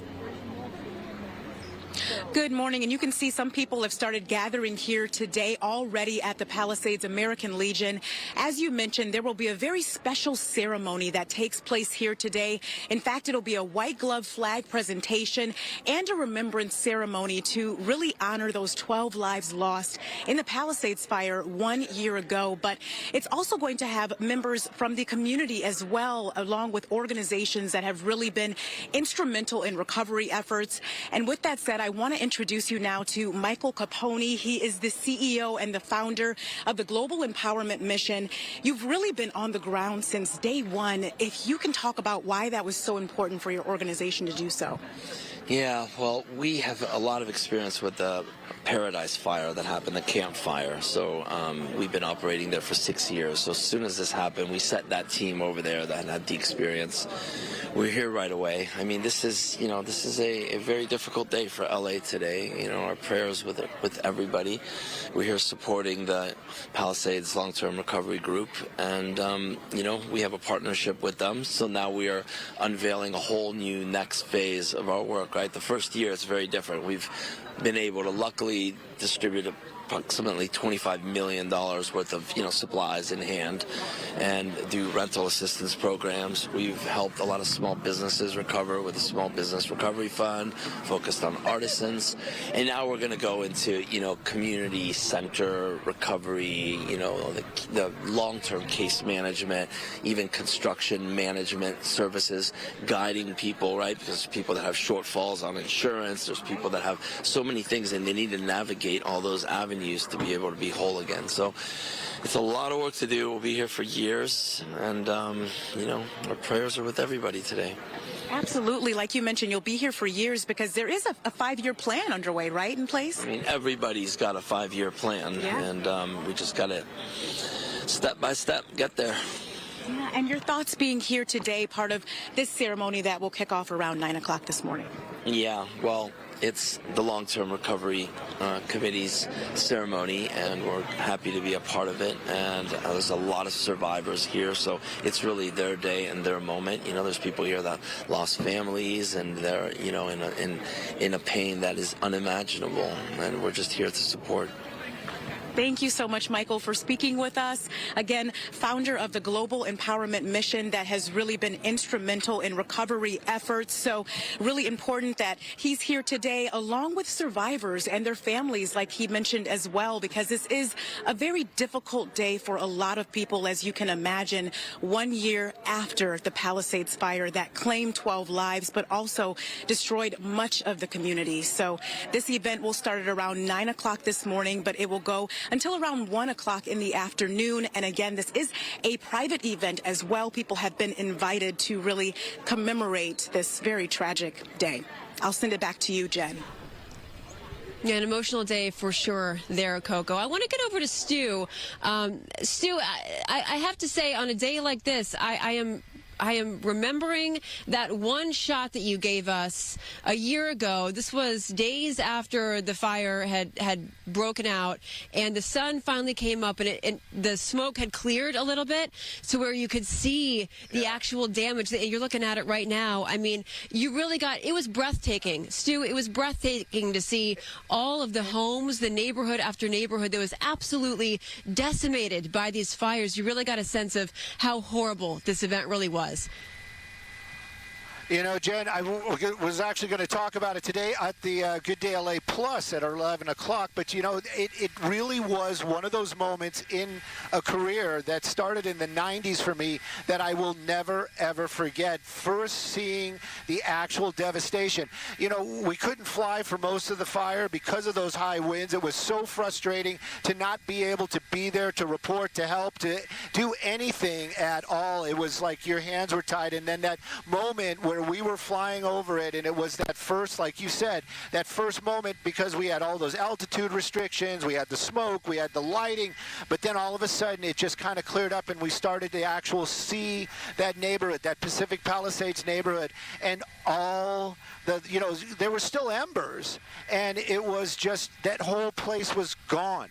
All those houses were gone. And then you saw the streets and you realized these were neighborhoods. These were hundreds, thousands of homes that we've, in the end, were just leveled. And that moment where you saw it, or I saw it for the first time showing it on television, it left me a little bit speechless, a little devastated, and it was not what I wasn't prepared. I really wasn't prepared for that moment. And it was one of those times, for real. Like I said, we see so much in Sky Fox. We see devastation. We see death. We see good and bad.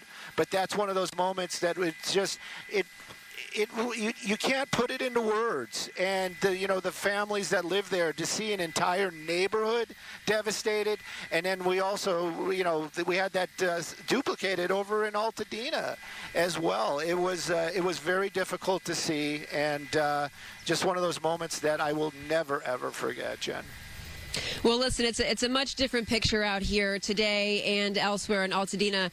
Stu, what's our commute looking like on this? On this morning. Let's get to some traffic. Let's stop weeping. I need to stop weeping. This traffic report brought to us by Jacoby and Myers. We're taking a look at that 101 drive, and it is getting a little thick out here. It's very slow and go. This is your usual slowing, though. Southbound coming right around. Actually, you're hitting the brakes right around Melrose, but really getting into that real stop and go from Vermont down to the 110. Northbound, it actually looking a little good here, and it does thin out as you get into the Hollywood area. The ride only gets better as you pass that 110 freeway. Southbound, though, definitely give yourself extra time. Let's take a look at some traffic hotspots, shall we? After a car accident, beware of insurance companies bearing small checks. You may feel pressure to settle too soon and for too little money. Choose Jacoby and Myers. We've turned low insurance offers into big settlements. Jacoby and Myers, because everyone deserves justice.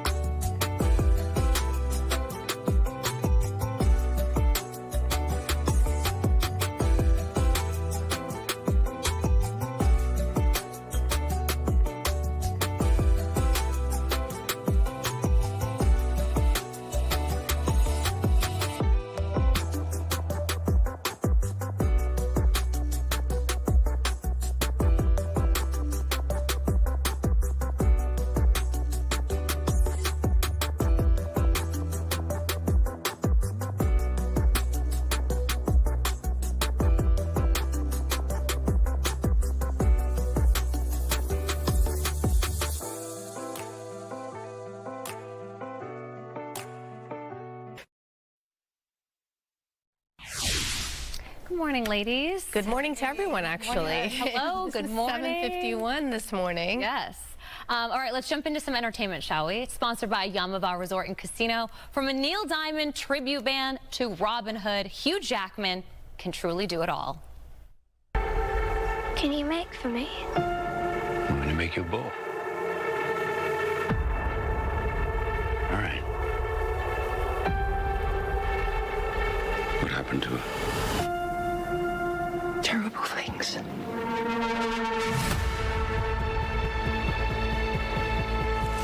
I help those who come to this island. And people change their course. I've killed so many, I could not give you a count. A Robin Hood like you've never seen before. A24 unveiled the first trailer for The Death of Robin Hood, which is a dark reimagining of course, the classic tale of the Robin Hood myth, starring Hugh Jackman as the title character, and it hits theaters this year. But as you can see, ladies, he portrays more of an older, grizzled version of the role, exploring the final days of Robin Hood. But we will see in a little, maybe over a couple hours, if he gets that actor award nomination for his role in the recently released Song Sung Flu.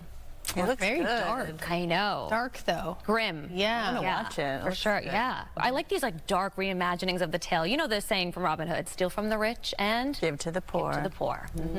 Okay, well, these are a lot of rich people coming up next. The Actor Awards, formerly known as the SAG Awards, will announce nominations later this morning on Netflix's YouTube page. Only to protect you from all your mom's stuff. My stuff, even though I know that's impossible. This is the end of the line. Not for you. Ooh, one award show after another. This is the first year under their new name, Actor Awards. 160,000 plus members within SAG can vote for the Actor Awards, and no doubt we're going to see lots of acting love for, as you can see here, One Battle After Another, directed by Paul Thomas Anderson, starring Leonardo DiCaprio. We're going to see a lot of love for Sinners, directed by Ryan Coogler, starring Michael B. Jordan. The Actor Awards will take place Sunday, March 1st at the Shrine Auditorium. And Netflix is actually going to stream the ceremony live again this year. Harrison Ford will be honored with the Guild's Life Achievement Award. You know, some other favorites this morning that you're going to see get nominated include actors from Marty Supreme, Hamnet, Weapons, Frankenstein, and Wicked for Good. Ariana's going to get that nomination again, for sure. And last year, during award season, we saw how so many came together to pivot, help, and shine a spotlight on so many heroes within our community during the wildfires, especially inviting so many first responders to the award show. So that brings us to our poll question of the day. As a community, what is your favorite way to give back? Donating money or items, volunteering in person, sharing stories online, or the power of prayer? Go to foxla.com/vote to let us know. Thank you. Thank you. Yeah. Maria. Right. Yeah. So let's talk about our weather forecast today. A lot of events, of course, going on, especially later this afternoon. And we start with kind of a mix of some sunshine and some clouds outside with a small chance for some spotty showers. So just be mindful of that and don't be surprised if you do get a little sprinkle or two, nothing too heavy.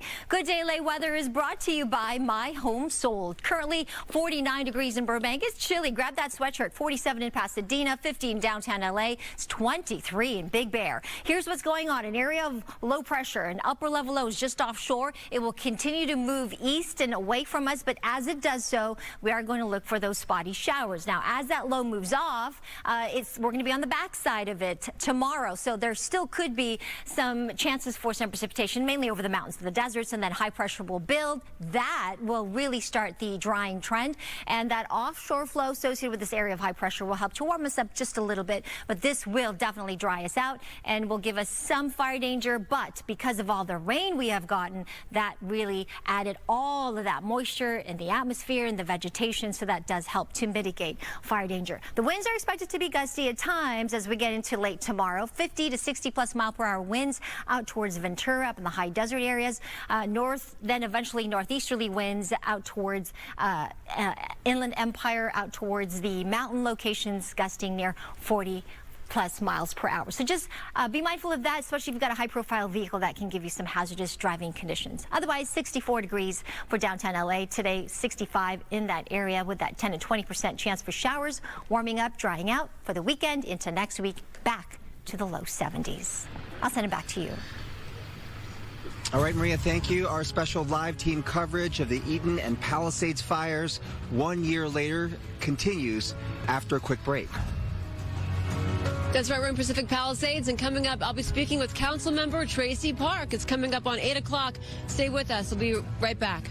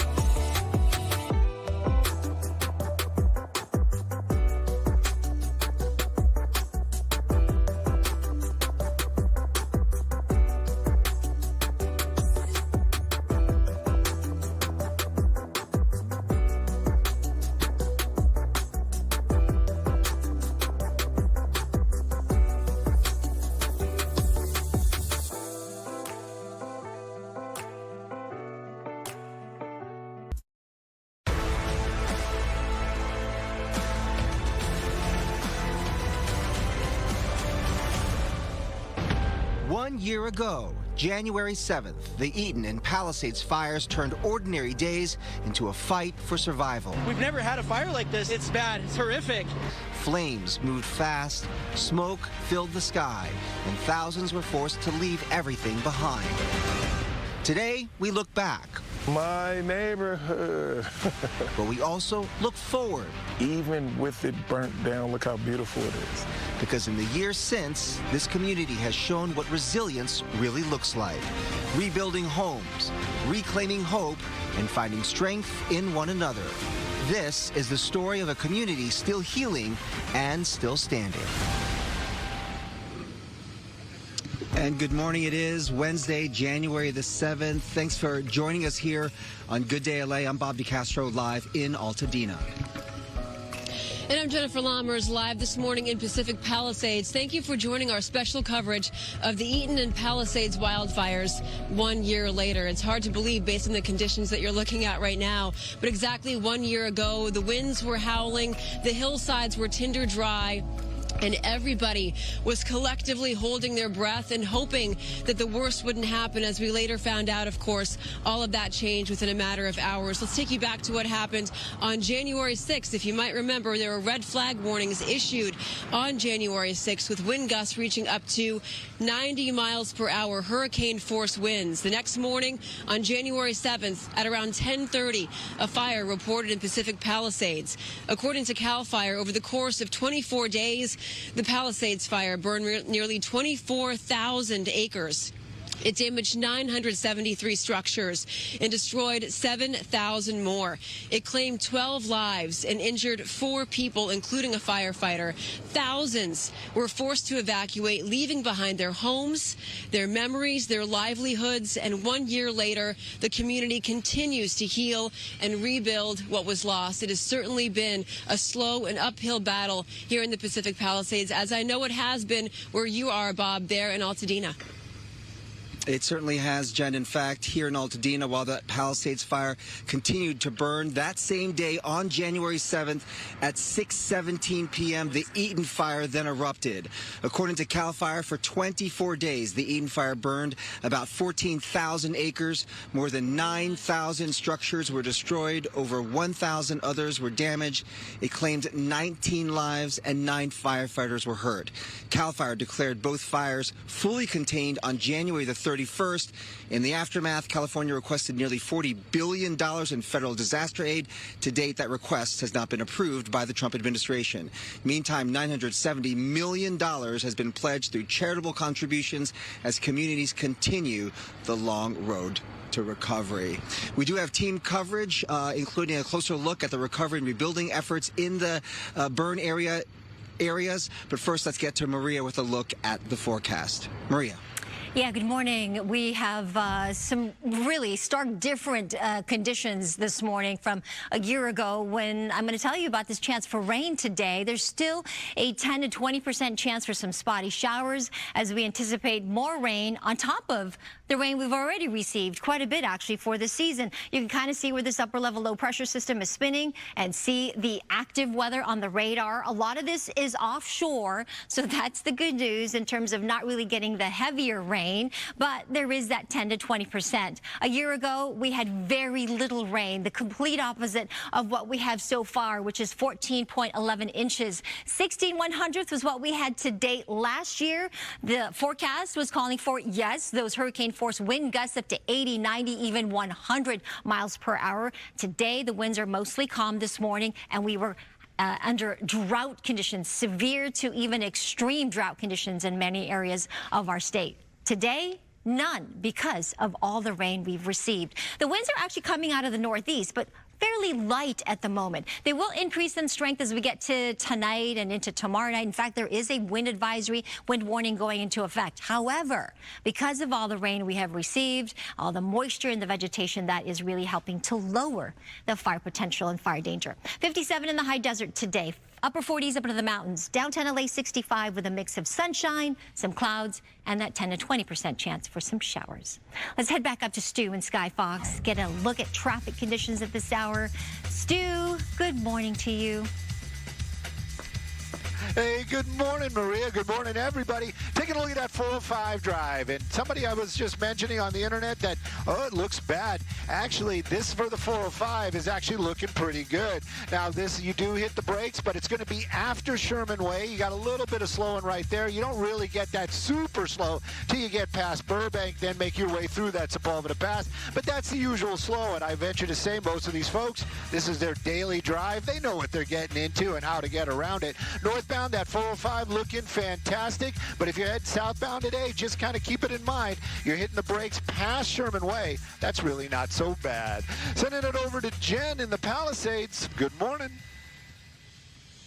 That's right, Stu. I'm here at the Palisades Recreation Center. I'm joined by Council Member Tracy Park. Thank you for being here this morning. I know you're a busy lady. I just saw you at a press conference. I know you've had a bunch of interviews and events going all morning long. How has the day looked for you so far? It's been very, very busy, but it's really wonderful to see so many Palisadians here acknowledging this day in the many different ways that they're doing that. You know, this is a day where we're doing a lot of deep reflection on the people and the places and the things that were lost in this worst devastation our city has ever seen. When you think back to, personally for you, what that day was like, as soon as you heard about the fires breaking out, you jumped into action. You helped your constituents pack up their bags and get to where they needed to be. My team and I sprung into action immediately. My entire team was on the ground here in the Palisades for the duration of the fire, evacuating people out.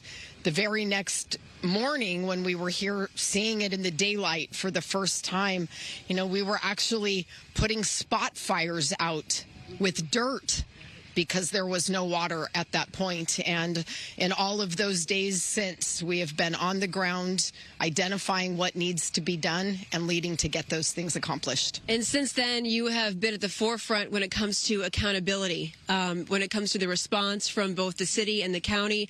Are you satisfied with what the fire chief had to say yesterday? I am very grateful for Chief Moore's remarks and the acknowledgement of the mistakes, because the accountability begins when the changes are made that will prevent a tragedy like this from happening again in another community.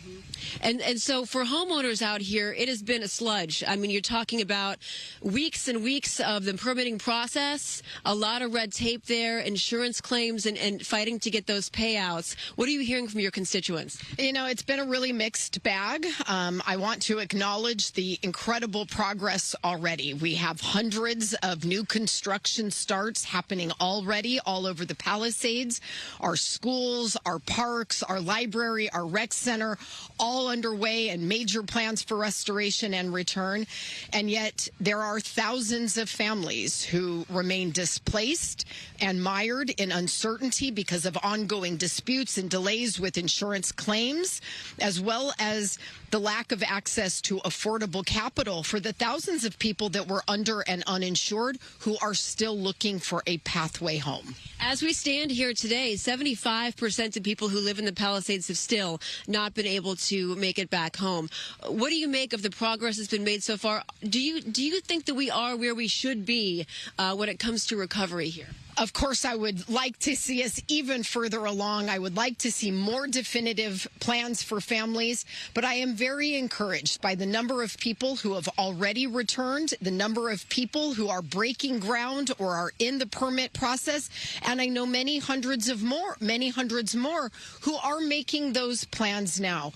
But I worry very deeply about the year ahead as alternative living expense coverage expires, mortgage forbearance expires, and people find themselves paying mortgages on homes they can't live in or dirt lots with no home at all at the same time that they're paying rent. And so I think that this year we see a lot of these pain points manifest, and it's going to be absolutely essential to keep the focus on these victims, because my goal is to rebuild the Palisades as the Palisades for the people who are victims of this tragedy. And to maintain the character of the Palisades, too, because this is a very old neighborhood, and you want to maintain the integrity, of course, and the character of some of the homes that were once here. A lot of people have actually compared this to what happened during World War II, where all of these soldiers were coming back home, and there was such a strong need to build single-family homes. Would you say that this is one of those events where we just haven't seen anything like this in generations? Well, we haven't, and this is about to be the largest construction zone in our city's history. But that also means the inevitable challenges that come with it: the traffic, the dust, the noise, the competition for space, tempers flaring. This is going to be a very, very challenging and lengthy process ahead. But it is one that, as we continue to refine our processes with streamlining the permitting, creating multidisciplinary groups so that our departments are de-siloed and actually working together, as we continue to make those improvements and model success, I want to see those changes made citywide. You know, and as we see behind us, right, you can already see signs of progress. It's true. I mean, when I first came out here in the neighborhood after the fires were extinguished, it was eerily quiet. Right? And now you hear life, you hear movement, you hear saws and machines, and things are slowly coming back here. Yes, this community is in the middle of a major reboot. I mean, even right here where we're standing at Bocce courts, Veterans Gardens at the bocce courts. You know, these have been restored now. The community is back and playing. The playground has been restored. It's so lovely to see kids there. Pali High School is going to be back on campus next week. That is going to be game changing, and really life and families are returning to the Palisades. And I would just encourage people to continue reaching out to me and my team for assistance, for connections to support. There are incredible grassroots organizations on the ground right here in the Palisades who are here to help. So I would encourage everyone to hang in and reach out. Well, Councilmember Tracy Park, thank you so much for joining us this morning. I know you're busy. We'll let you get back to making the rounds for sure. Thank you. Bob, over to you in Altadena. Yeah, so many similar messages here, Jen, in Altadena with the Eaton fire. Those messages of frustration, of challenges that these residents still face, the uphill battle ahead. And at the same time, there's that resilience, strength, and there is hope. In fact, we're live this morning at the grocery outlet, which survived the Eaton fire and now has sort of become a community center, or a place for people to gather. It's hosted many outreach groups, and there will be a rally here later this afternoon to bring people together. So it is all about rebuilding, about recovery. Let's send it to Mario Ramirez. He's also live here in the Altadena area with a closer look at those recovery efforts. Mario. That's right, and it's hard to believe a year later, and we still have thousands of families that remain displaced after the Eaton fire. Now, we're along Cannon Boulevard, and I want to bring in one of those families, Adonis Jones Jr., known as Coach AD here in the community, his daughter Rochelle joining us here. This has been obviously quite the year that you've had. You once had a beautiful home that was behind us, and now we're on a plot of through what this last year has been like for you. Well, it's just been still mind-blowing, you know what I mean? The process of trying to swallow this, standing here, and the process of rebuilding, which we're going to rebuild. It's been rough. It's been really, really rough. It's tough on she didn't make it here this morning, and I had to honor that. So, like I said, I'm the leader of the pack. So the process with the permit just was going round and around in a circle. We actually was granted the permit Christmas Eve. The plans have been in for the new home. Other than that, just day by day, it hasn't been a day out of the whole year that I haven't discussed the fire. So it has, like what I'm trying to say is, it hasn't been a day go by where I can go through a whole day without talking about this fire. I know it's been a struggle for so many families. You've had some time to reflect, looking back on it. What stands out to you most looking back on what happened here? What stands out to me most that you have seen, well, I have seen some progress of some people rebuilding, and that was the only thing that really gave us a little bit of more hope on this process, because everything was just a word of mouth at one time, as far as what's going to happen and all that. But we have a home being built right there, so that was a little bit of relief that it is going in the right direction. And Rochelle, I want to ask you, seeing your parents go through this, I know the home's been in the family for like 5 decades. What's this like for you, seeing that? It's horrible because, you know, you look up to your parents as your superheroes, and you have to remind them, too, that sometimes it's okay to take the cape off. It's really, really hard, especially seeing my dad today, a year later. I'm just replaying back everything that happened that day. It's very, very hard. Well, thank you both, the Jones family, sharing their story here this morning. The road to recovery continues, and it is not an easy one. For now, in Altadena, I'm Mario Ramirez. Back to you. Yeah, it's heartwarming, though, Mario, that they are using that word progress. It's a challenging road ahead, and we hear that they still have very heavy hearts here 1 year later. We do have continuing team coverage here of the LA wildfires 1 year later after the break.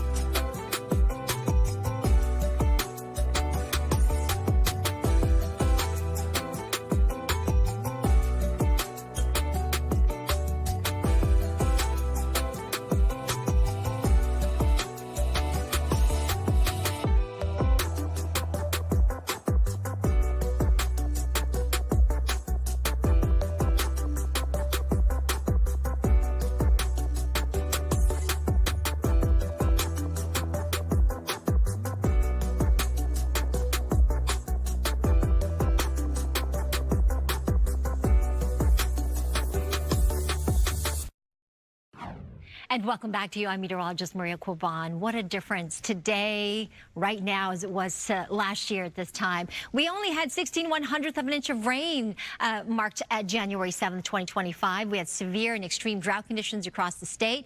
Fast forward to today, and all that rain that we received really since October 1st, and that brings us to a total of 14.11 inches thus far. That's almost the total for the entire season. So we are drought-free at the moment, which is good news. And we also have an area of low pressure that I'm watching right now that's bringing us that 10 to 20% chance for showers today. As that low moves off, high pressure behind it will build. It will give us some gustier winds out of the northeast, kind of a moderate Santa Ana wind event, but because of all the rain we've received, that fire danger and fire potential is on the lower side. So that is good news.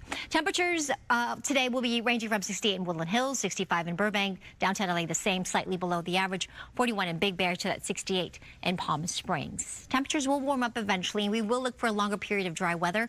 I'll have more details in my complete forecast. Bob, I'll send it back to you. You know, where are they going to rent the space? So it's how do you bring Bobby? Sorry. Good morning. It's 8:20 your time this morning on this Wednesday, January the 7th. And again, 1 year after the LA firefighters, we are taking a look back and looking forward. Just a few moments ago, I was talking to some educators about what is next for some of the schools. We'll have more team coverage on the LA wildfires 1 year later, right after the break.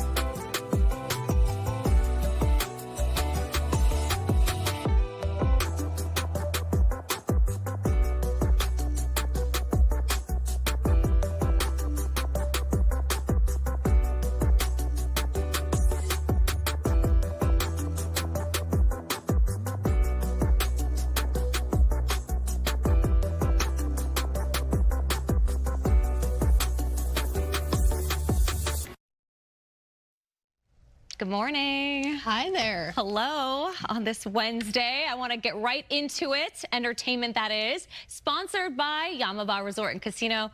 Big fan over here. We loved her on Blackish, and now Tracee Ellis Ross is backish with a new development deal at Fox. According to The Hollywood Reporter, the Emmy nominee will work on both scripted and unscripted projects with her Joy Mill Entertainment production company. Now, those projects include comedy, drama, and animated scripted series. Plus, she's also going to be doing unscripted and reality. She's also the co-CEO of Pattern Beauty. I like her hair products. Oh my gosh, look at her outfits. Does it all. You know what I like about Tracee Ellis Ross? She says that she's the CEO of her life, and I think that's a good way to approach life. You're in charge. You are in charge. You have to make these important decisions and stand by them. I like that. Yeah. Well, do you like these poll results? Let's take a look at that. Let's see. Last hour, we asked you, what is your favorite way to give back? You know, we have such a strong and generous community, and it looks like 45% of you love to donate money or items. Well, that's nice. I like that I a lot. remember, yeah, a year ago today, right? Everyone sprung into action to help so many of those victims who lost everything. Yeah. All in a split second. So You saw church drives, parking lot drives. There were so many different places that opened up their doors to receive, you know, essentials for so many that needed them. I think when people feel like helpless, where you're not directly involved, but you want to do something, and then that's where it's a domino effect, right? I agree. Yeah. That's nice. I do have a nice story here. A Tennessee teacher sets a new world record for the longest time at one school. So Glenda Aiken just retired, but before she threw in her chalk and eraser, she set a new record of teaching 61 years and 43 days at Westmoreland High School.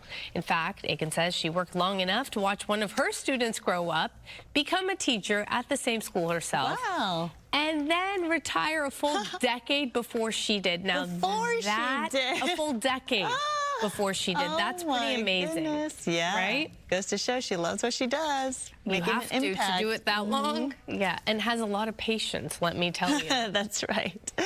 All right, up next, Brooke is with fire survivors gathering this morning in Altadena. Hey there, 1 year later, most families are still not home, but there are plans, there are steps they are taking to try and change that. I'll have that after the break.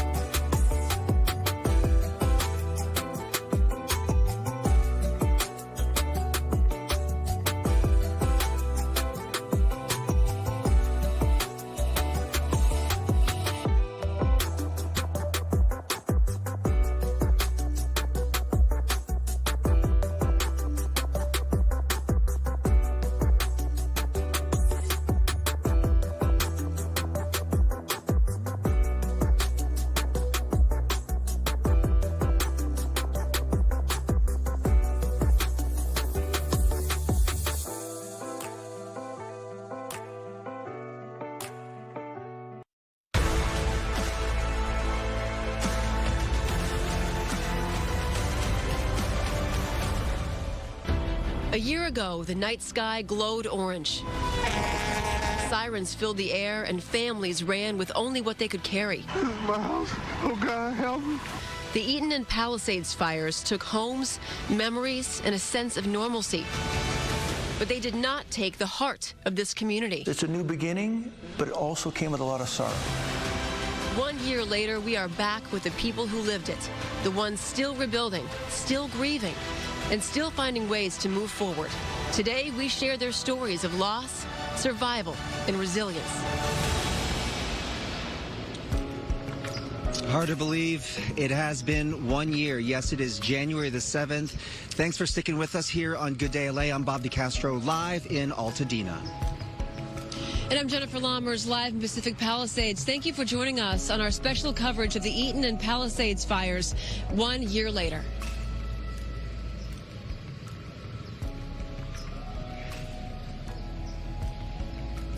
There are lots of events happening, Yes, we want to tell you about some of those events that are happening to commemorate these fires. Today, Altadena is hosting survivor-led remembrance ceremonies all throughout the day, with the first beginning at 9 o'clock this morning. LA County Supervisor Catherine Barger is set to attend the events to support fire victims. At 10 o'clock this morning, you'll see a wildfire preparedness event in Century City. Volunteers will pack emergency go bags with first aid kits and other fire essentials in preparation for future wildfires. And later on this afternoon, a concert fundraiser is happening at the Pasadena Civic Auditorium. So those funds raised will go toward Altadena Builds Back Foundation, which is a group that supports affordability for homeowners and renters alike. We're bringing you extensive coverage all morning long, both from here in the Pacific Palisades and where Bob is in Altadena. There's a number of events happening all over the area this morning. For more, let's get over to Maria for a check on our forecast to see what the weather's going to be looking like for these events. Good morning. Well, thankfully, good morning. The weather is actually going to be quite nice. There is a slight chance for some spotty showers. Right now, about a 10 to 20% chance, but if we do get that at all, it should be light in nature, so shouldn't be too much of a worry. However, I think people will welcome that, right? Depending on where you are, you could just see plenty of sunshine, but it will be a mix of sun and some clouds today with that slight instability. It will be increasing the wind. We'll be increasing those gusty winds out of the north and then eventually out of the northeast. Yes, wind alerts will go into place, and this moderate Santa Ana wind event will be around with us. But the good news is, in terms of fire potential and fire danger, because of all the rain we've gotten, it is really helping to mitigate and lower that fire danger. It'll be sunny, dry, and cool as we get to the weekend, with some breezy conditions coming out of the northeast. Here's the big picture, really, looking at this upper level low pressure system, and you can see the rain getting picked up by the radar. The bulk of it will stay offshore to our south, and you can see some heavier cells embedded there. So there's still that instability and chance for us, mainly Orange County, parts of the Inland Empire, and San Diego. In fact, as we look at our future rain here, 6/100th of an inch of rain is possible in San Bernardino through late tomorrow, 4/100th of an inch of rain in Ontario. There's even a chance for some snow as we get into early tomorrow, up into our local mountains at above 5,000–6,000 feet. So if we get that, that will be definitely welcomed by our local resorts. Last year at this time, we only had 16/100th of an inch of rain. Today, we talk about 14.11 inches. What a huge difference. Our surplus at over 9.5 inches so far. 65 should be the high in downtown, 69 in Indio, 62 in San Diego, with that chance for some showers. I'll show you the 7-day forecast in just a bit, but first let's check in on traffic. Samada has got to look at our freeways and that commute this morning. Hey, Samada. Good morning, Maria. Good morning, everyone. We still have that ongoing, really big issue along in the area of the 10 freeway right there at Waterman Avenue. It is impacting both directions. A SIG alert in place, again, for both the eastbound side as well as westbound side, at least until further notice. As crews continue to clean this up, 2 big rigs collided earlier this morning, and one of them went over the center divider. This trailer has a lot of corn in it, a lot of debris, and a lot of cleanup. A heavy-duty tow truck currently on scene, helping to clear out that mess. So we'll continue to keep eyes on that. Sending it back over to you, ladies. All right. Thank you so much, Samada. Yes, we're live this morning in Altadena, checking in on the progress that's being made here in this community. One of the things, obviously, that is alarming is when you think about the number of structures that were burned here in the Eaton fire. 9,000 structures, many of those homes, and also several schools here were impacted as well. A lot of organizations sprung into action to try and help the students, the teachers, the schools. One of those that played a huge role in this was the Greater Los Angeles Education Foundation, and I've got President and CEO Carrie Franco to tell us more about what they've been doing, how things are looking right now. But you were telling me there were 6 schools that were burned, but this fire really had a giant impact on so many districts here in this area. Absolutely, and good morning. Thank you for having me. What people don't know is 29 school districts and education agencies were impacted by the fires in Los Angeles just a year ago. And obviously different levels of impact. Pasadena Unified School District, LAUSD, LA Unified School District had the heaviest direct impact because our communities have burned, but the impact is far and wide, and organizations like mine, the Greater Los Angeles Education Foundation, we are the Ed Foundation for LACO, the LA County Office of Education, and so we are really built to support everyone, and that's exactly what we did. Yeah, tell us exactly what your foundation did, because immediately it's all about wrapping our arms around these school districts and the children and the teachers and everything, and try to give them as much support as possible. Absolutely. We deeply believe that schools are the heart of healthy communities, and so something like this, so devastating, that has such a far and reaching impact, we were going to be there. And so what we were able to do is work very closely with the Pasadena Education Foundation and the LA Unified School District Education Foundation, and collectively we ensured that every student, every teacher was going to be taken care of in the immediate, and that's exactly what we did, but also, and more importantly, in the long term. We are here and we are not going away. In so many different ways, including financial assistance, you were saying. So we only have about 30 seconds left. I want to make sure if people want to help out and still help out these kids and teachers in schools that still need help, how can they help? They can help by giving. They can help by their donations. We are here to support the teachers. They don't have the capacity and the time right now to be fundraising on top of everything else that they do every day. But our education foundations, we are here to support and raise the awareness and raise the money. Thank you so much. Carrie Franco, she is with the Greater Los Angeles Education Foundation. Obviously, so many different organizations out there trying to help. Yeah, it's not the schools that have been impacted. Obviously, survivors are still impacted. A large percentage of people are still displaced even a year after these fires. And Brooke is there with an organization that is trying to help out survivors with that. Brooke. Hey there, Bob. Yeah, the message here really is that, just to put it in perspective, here we are 1 year later, right? And most families, they are still not home. I'm walking around this place full of survivors, and, they talk about their faith and how thankful they are to be somewhere safe, but they're not home. They want to be home. They miss, what they knew, their community. They deserve to be home. I think I'm here with Felisa and little Ace down here. He's so cute, but it made me kind of emotional talking to you earlier, because you were a family of 13. Yeah. All of you, your entire family lived on your property, and the blessing that it is to be able to be with so many generations, right, of your family, and that's just gone in moments. Talk to me about that day. Yeah, that day, it was very emotional for us. We were, we just were in the trying to get out of there, and when we got out, we went and stayed at a hotel, and then shortly after that, we got a phone call saying that the house was on fire. What went through your mind? I was just kind of like shocked in the beginning, just, and grateful at the same time that we were able to get out of there. That was my main concern, was that myself, my children, and my grandchildren were able to get out, and we're okay. We're together. She lost her home and her business. And I think, when you think about the fact of trying to rebuild, you need your place of work. You know what I mean? Like, you need your income. Insurance still wants their payments. Things you still need to eat. There's still so many things. We're looking at 1 year later. Just briefly, if you can, what needs to be done for you all? Well, I'm looking for more grants to help. I've ran out of the unemployment money that I did have. I'm looking for grants to help pay my rent, because I'm paying rent at the home that I'm renting, and also the church where I'm doing the business. So it's just, we need more funding out there to help us. It's not easy. And I was a capacity at 14 for the daycare. Now I have 8. So my income is nowhere near what I had before. About half. Yes, exactly. Obviously, you can imagine the idea of anybody, whatever they do, cutting their income in half while they also lost their home. It's just a really tough space. Thank you for being here with us this morning. And thank you, Ace. All right, I'll send things back to you, Roxy and Sandra. All right, Brooke, thank you. Now to another top story this morning. Nick Reiner is scheduled to be arraigned for the murders of his parents, Rob and Michelle Reiner. Nick Reiner is accused of stabbing his parents to death inside their Brentwood home last month.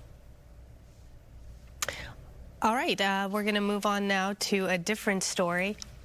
Actually, we do have a report from Christina Gonzalez from the courthouse in downtown LA regarding Nick Reiner.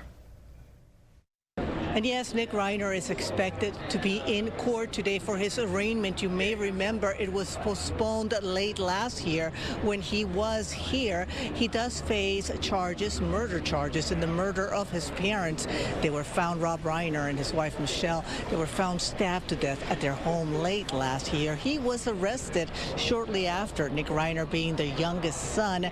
Now, back last year when we were here, they were not talking about what the plea was going to be. They just postponed it. Today, what we do expect is a not guilty plea, possibly for reasons of insanity.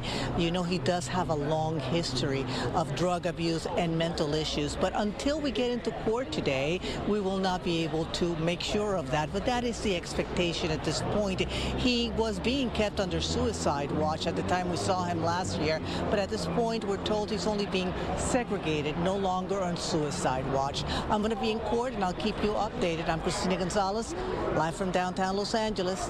Back to you. All right, we'll see what happens there. And new this morning, the United States has seized a Russian-flagged oil tanker in the Atlantic after a weeks-long chase on the high seas. U.S. officials say the ship is now secured, with the Department of Homeland Security leading the operation, supported by the U.S. military. The vessel was first tracked by the U.S. Coast Guard off the coast of Venezuela last month. The seizure comes as the Trump administration steps up its blockade of sanctioned Venezuelan oil, a move that has drawn sharp criticism from Russia. It also follows the recent capture of Venezuelan President Nicolas Maduro, further raising tensions between Washington, Moscow, and Beijing. And this comes shortly after President Trump announced a deal for the U.S. to buy oil from Venezuela. President Trump saying that Venezuela agreed to sell 30 to 50 million gallons of oil at market price, with the proceeds from the sale expected to help both countries. This announcement follows pressure from the U.S. on Venezuela's interim president, Delcy Rodriguez, to allow full oil access to American companies or face consequences. The deal is expected to be worth more than $2 billion. In the meantime, all members of Congress will receive a classified briefing today about the operation to bring in former Venezuelan President Nicolas Maduro. That briefing comes as the Senate set to debate a war powers resolution, which would limit the president's ability to deploy U.S. forces to Venezuela without congressional approval. Congressional Democrats are demanding more answers about the strike from the White House, particularly about whether other countries like Colombia, Cuba, or Greenland could be next. All right, coming up, Jen is speaking with fire survivors in the Palisades who are finding hope despite all the destruction. First, though, we do have a look at the traffic out there with Samada. And good morning, everyone. Good Day Late Traffic is sponsored by the law offices of Jacob and Ronnie. Call jacob.com. We have this ongoing big issue. An overnight collision has led to 2 SIG alerts in both directions of the 10, the eastbound stretch as well as the westbound stretch until further notice right there at Waterman Avenue. You want to make sure you give yourself a lot of extra time. The 2 left lanes in both directions remain, again, shut down due to this collision. It's the live Caltrans camera look right now. You can see 2 big rigs collided, one of which went over the center divider area. You can see that trailer packed full of corn, apparently. Heavy-duty tow truck really working hard to try to get that out of the roadway. Here's a look at some other traffic hotspots. I looked up and just ran. Maybe we need to seek somebody who does have the expertise to be able to guide us through the process. If you're getting to an accident, you're in good hands by dealing with Jacob and Ron. Call Jacob.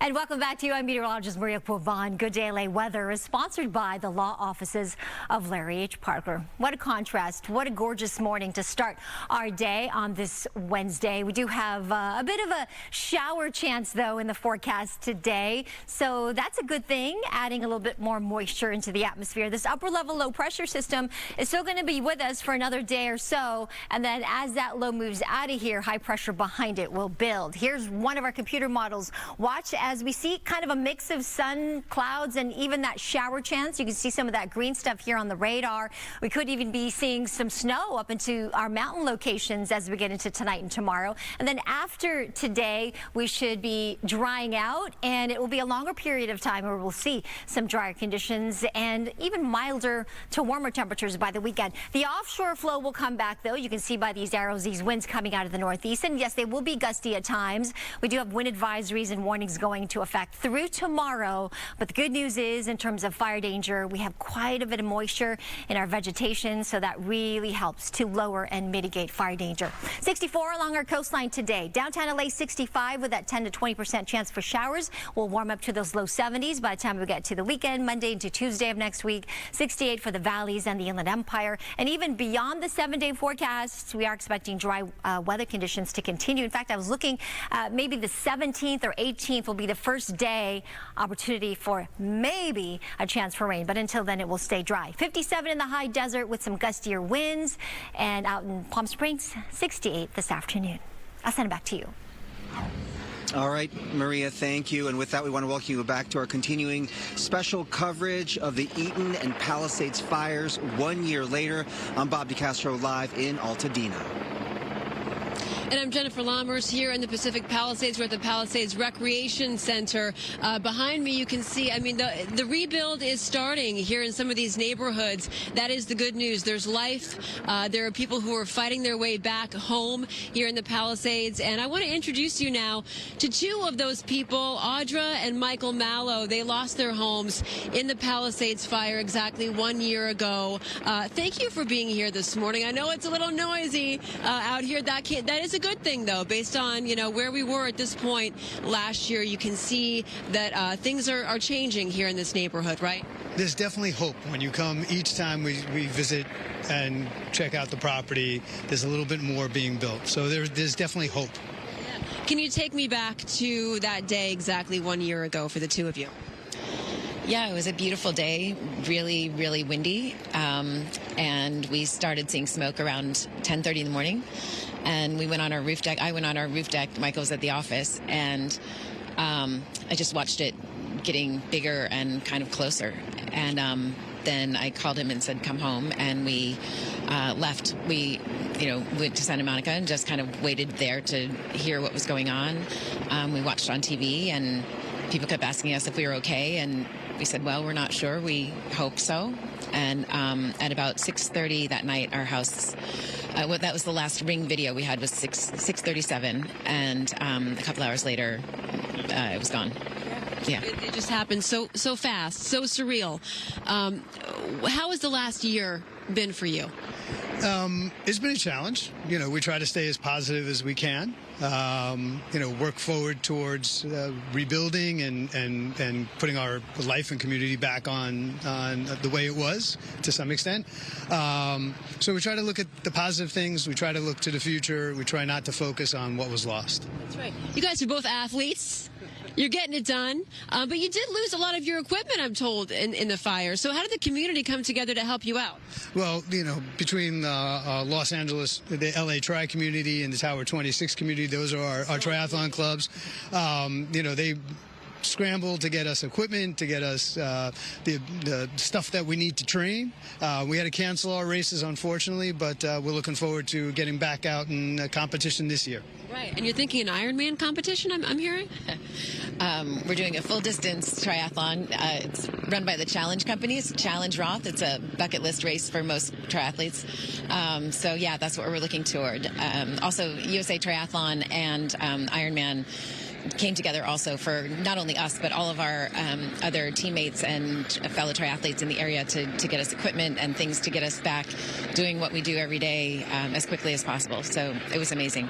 I mean, speaking of incredible, I'm looking at your hand, and there's a special story here. There's a special ring that you were able to retrieve from your home. You lost your home, but firefighters did recover a special ring there, right? They did, yes.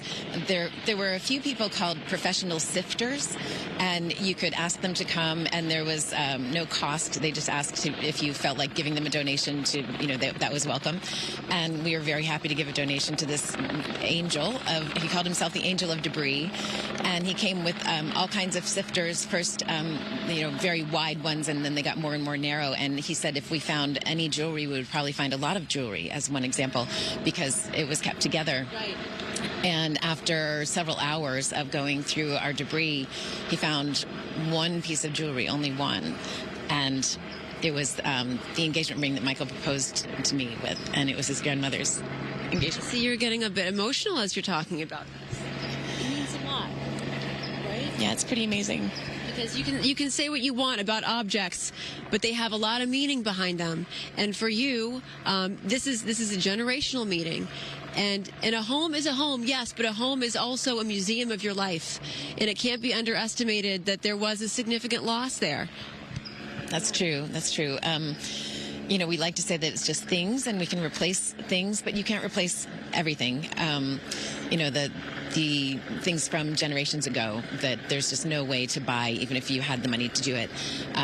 Those can't be replaced. But we try to look past that. Like Michael said, we're trying to be positive, and we replace what we can, and we're building new memories. We have amazing friends, and amazing community, and we're very lucky. I know it's a tough day, but it's also a hopeful one. And I know that you see that, and thank you. And hey, that's your new lucky ring. Truly, thank you guys so much. Thank you. I want to take things over to Gigi. She's in the Palisades as well. Gigi has been so instrumental, I have to say, in our wildfire coverage this entire year. You've broken exclusive stories. You've had many impactful interviews. So Gigi, I want to, first of all, thank you for that. Thank you, Jen. And you were talking about signs of hope and memories that were retrieved. We're going to talk about the memories in just a bit, but I want you to see this house here. We're on Iliff. This is the Cole family home. They've called this property home for over 32 years, and this is their new house. Just a couple of minutes ago, I'm going to ask photographer Armando Hernandez, can he show you the hood to their new stove and oven was just delivered a few moments ago. So that is the sign of hope that in about 5 months, they're hoping they'll be able to return to this beautiful new home. This is the sign of hope. There are about 400 homes being rebuilt right now here in the Palisades, but right next door is a sign of what we're seeing. Take a look. Empty lots, now turned into little lakes because of all the rain we had. No construction even started, and it just goes to show how many people are still in that process of dealing with their insurance company. Some people are underinsured. Sadly, some people had let their insurance completely lapse. Some people are debating, should I return, should I not? There are a lot of for sale signs in the neighborhoods still here. Now, we were talking about memories lost. Yes, you can rebuild the house, but inside the house, there are pieces of people's lives, the things that, like that interview that you just had, Jen, things you cannot buy again. And sometimes it is the smallest things and no monetary value whatsoever, but they are so important. And that's what Sue Cole told us about what she didn't take with her. We all have saved Christmas ornaments for our entire lives that represented things, and we brought them out every year. And honestly, if I had to go back a year in addition to the photo albums, I think I would have grabbed the Christmas ornaments, because that triggered a lot of sadness, not only for myself, but for all of my friends. Everybody was mourning the loss of treasured Christmas things. And Sue told me that really hit hard this Christmas. It's the little things, the things you can't replace. We'll send it back to you, Jen. All right, Gigi, thank you. All right, so coming up, a fierce and outspoken advocate for residents of the Pacific Palisades. I'm talking, of course, about developer Rick Caruso. He'll be joining us a little bit later on after the break to talk more about accountability and the reopening timeline for the Palisades Village Shopping Center. More with him when we come back.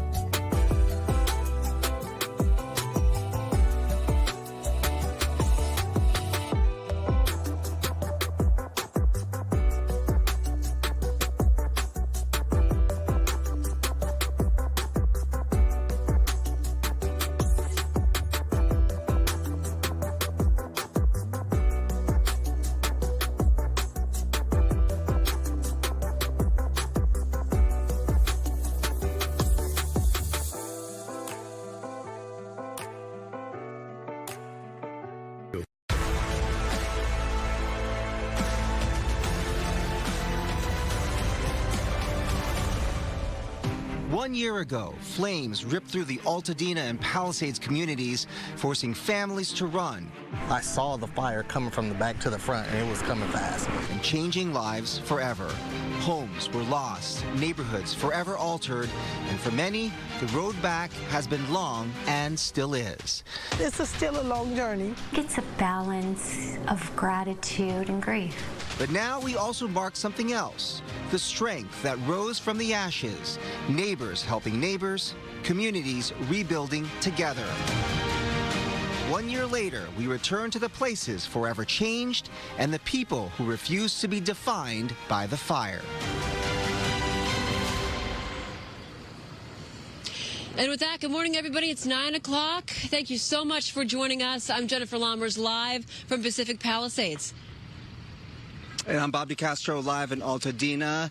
Thanks for being with us for our special team coverage of 1 year later, our remembrance of the Eaton and Palisades fires. We do have live team coverage today. We've got Gigi Graciette and Mario Ramirez. They're both in the burn scar areas. They're taking a look at rebuilding and recovery efforts. And we have our Coco McAvoy and Brooke Thomas. They're live at our various remembrance ceremonies that are taking place today in honor of the survivors and the victims. First, let's get to Roxy and Sandra. They're in the studio with some of our top stories today. Good morning. Good morning and thank you. Yes, so happening today, Nick Reiner is scheduled to be arraigned for the murders of his parents, Rob and Michelle Reiner. That's right. He's being accused of stabbing his parents to death inside their Brentwood home last month. He is facing 2 counts of first-degree murder with special circumstances.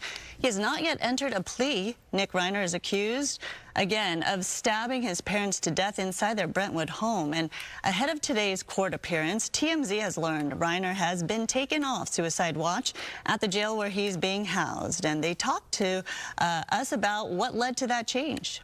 The policy is that basically if an inmate goes 2 weeks without a suicide attempt, that they will remove, they call it an anti-suicide smock. It basically keeps their hands, you know, in a position where they can't do anything to harm themselves. So they've removed that smock. However, a judge has not ruled on this yet. So until that time, and which could happen tomorrow, but until that time, they are keeping him in a high observation unit. Prosecutors have filed a special circumstance allegation of multiple murders, making Nick Reiner eligible for the death penalty. But the LA County District Attorney has not announced a decision on whether his office will seek a death sentence. Developing this morning, there are alleged video confessions discovered in the killing of 2 Brown University students and an MIT professor. The Justice Department says that they found a device with videos at the storage facility where the suspect was found dead. That suspect has been identified as Claudio Nieves Valente. Investigators say that he admitted to planning the attack for years, but they don't have a motive. The Brown shooting happened in mid-December. Valente wasn't found until 5 days later. Let's go to Maria now with a check of our forecast for today. Good morning to you. We do have a lot of events going on today, scheduled for a little bit later this afternoon, particularly in marking today and the anniversary of the fires. We have some clouds out here on our live shot looking at downtown LA, and it's going to be a mix of sunshine and some clouds, and even a slight chance for some showers. This is all related to an upper-level low-pressure system that is spinning just to our south. And you can see some of the heavier cells really just staying to the south. However, as that low continues to move inland, to our south and east, it is going to give us some instability, especially on the backside of that system later tonight into tomorrow. It's also going to kick up the winds. I'll go over the wind alerts that are going into effect in just a few moments. In the meantime, it's chilly outside. 33 in Fraser Park. It's 53 in Pasadena. Starting to warm up a little bit in Santa Monica to that 59. It's 32 finally in Big Bear at freezing. It is going to get up to around 41 degrees later this afternoon. More sunshine in the high desert. Low desert areas around 68 degrees. Slight chance for showers from the coast all the way into the valleys and the Inland Empire today. Temperatures highs will be in the mid, maybe even upper 60s for the valleys and the Inland Empire. And then we'll enter a drier period. I'll tell you for how long and how these winds are going to be as we get into tomorrow. Coming up, my complete forecast. Back to you. All right, Maria, thank you so much. 9:05 right now. Developer Rick Caruso has been very outspoken following the fires, highly critical of the lack of preparedness and the mayor's response. Thankfully, he is joining us now, speaking to us, the only morning show you're talking to this morning. So we really appreciate your time as we commemorate this year that has been so tough for you personally and the whole community in the Pacific Palisades. Now, listen, it's a very tough morning, and I appreciate the invitation to be on and the coverage that you're doing on this story because, as you know, the story continues to evolve in a really dramatic way, maybe not so surprising, but in a dramatic way. And I think it's causing, even more grief for the people that lost their homes, lost loved ones, lost their jobs. As we learn more and more about the cover-up, we learn more about the fact that this fire could have been completely prevented very easily. So there's a lot of heartache in the community, and it's a day that I think is worthy of a lot of reflection, obviously, but hopefully a lot of hopefulness as we look into the future, rebuilding these three communities that were so impacted. You were immediate in your response to what happened as it happened, and again, highly critical of the mayor. Talk about what you think she did wrong and what you could have done differently. Well, listen, my criticism has borne out to be absolutely correct, that the fire could have been prevented if planning would have been in place. There was no plan in place. They didn't even follow typical protocols of staging a fire truck. They knew they had a fire on January 1st that wasn't completely put out, and they abandoned that post, which is really the source, that is the source of the fire, that when the winds came up. So you had a previous fire, it was still smoldering. They were pulled off that fire, and they knew winds were coming up. All of us had days of warnings of these winds coming up, and it reignited, and the winds took it off. So had the mayor had a plan in place, made sure all the protocols were in place, run different scenarios of how they were going to deal with evacuating people and everything else, we would have not had lives lost. We would have not had a fire if there would have been water in a reservoir. I mean, it's almost unthinkable, the levels of mismanagement and incompetence at so many different departments, including the mayor's office, that led to so many people being impacted by this, tens of thousands of people being impacted by this. So the criticism is not criticism for the sake of criticism. It's the raw facts. And I wish somebody would, a few people would stand up and say, we really screwed this up and we are very, very sorry, and take accountability for it, because I think you need that from a healing standpoint. But also what I do want to focus on, we are moving forward. And this community, not the politicians, this community, these people in the Palisades, the residents, same with Altadena and Malibu, love their community so much. Their sheer force of love and desire to get back is going to make these communities come back. And I am so optimistic and hopeful that that will happen. And we're going to stand by them at Steadfast and at Caruso to help them every step of the way, any way we can. You touched on a little bit of what the after-action report mentioned about the Lockman fire not being completely out, and then these winds picking up, and then again the Palisades fire breaking out. So do you blame the mayor for that, or is it in fact the fire department and the lack of resources and communication that ultimately led to what happened a year ago today? The mayor is the chief executive of the city of Los Angeles. That's the position that she holds. And she had every responsibility and duty to make sure that there was a plan in place, and meeting with all the department heads to make sure that they were absolutely ready. One of the first questions I think anybody would have asked is the original fire completely out? Have you checked it twice, 3 times, 4 times? And let's just make sure, are you going to have a fire truck stationed there with firefighters in case it isn't out as the winds come up? None of that was done. So, yes, she's fully responsible and has to be held accountable. Anybody who's the head of an organization has to have accountability. That's where the buck stops. But I would love to learn if there was a plan in place that she went through with the fire department, with the Department of Water and Power and everybody else. Go ahead and release all the meetings you had and all the texts that you had and all the communications that you had to make sure that you were prepared. But It hasn't come out. And then to have a cover-up, to change the report, the after-action report, that is absolutely cover-up. And there's a culture of corruption in City Hall that has just got to go. And we've seen it for years now with city council members, now in the fire department, to think that it's right to change an after-action report and remove facts is beyond thinkable for a major city like this. You know, recovery, long road ahead. Obviously, it goes beyond just rebuilding homes, rebuilding businesses. At this point, with the Palisades and Altadena, what progress are you proud of, and where do you think the community is struggling the most? Listen, I'm proud of what's been done by the community, and at Steadfast, I'm proud of what our team has done in terms of getting the park redesigned. The AI model that we did for plan check is a game changer for people getting plan checked in a matter of hours, not months. The small business grants that we've been giving out to keep businesses afloat in Altadena, in Malibu, and the Palisades is critical. So all those things, and giving away homes, the modular homes, they're going to start being installed for people who are elderly or lower income or completely uninsured. We're going to get them back in their communities, which is really important. So there's a lot of good things that Steadfast has done, and I'm proud of our team. But I really do believe the city needs to have some mandates. You know, plan checking is going to be done within 30 days period.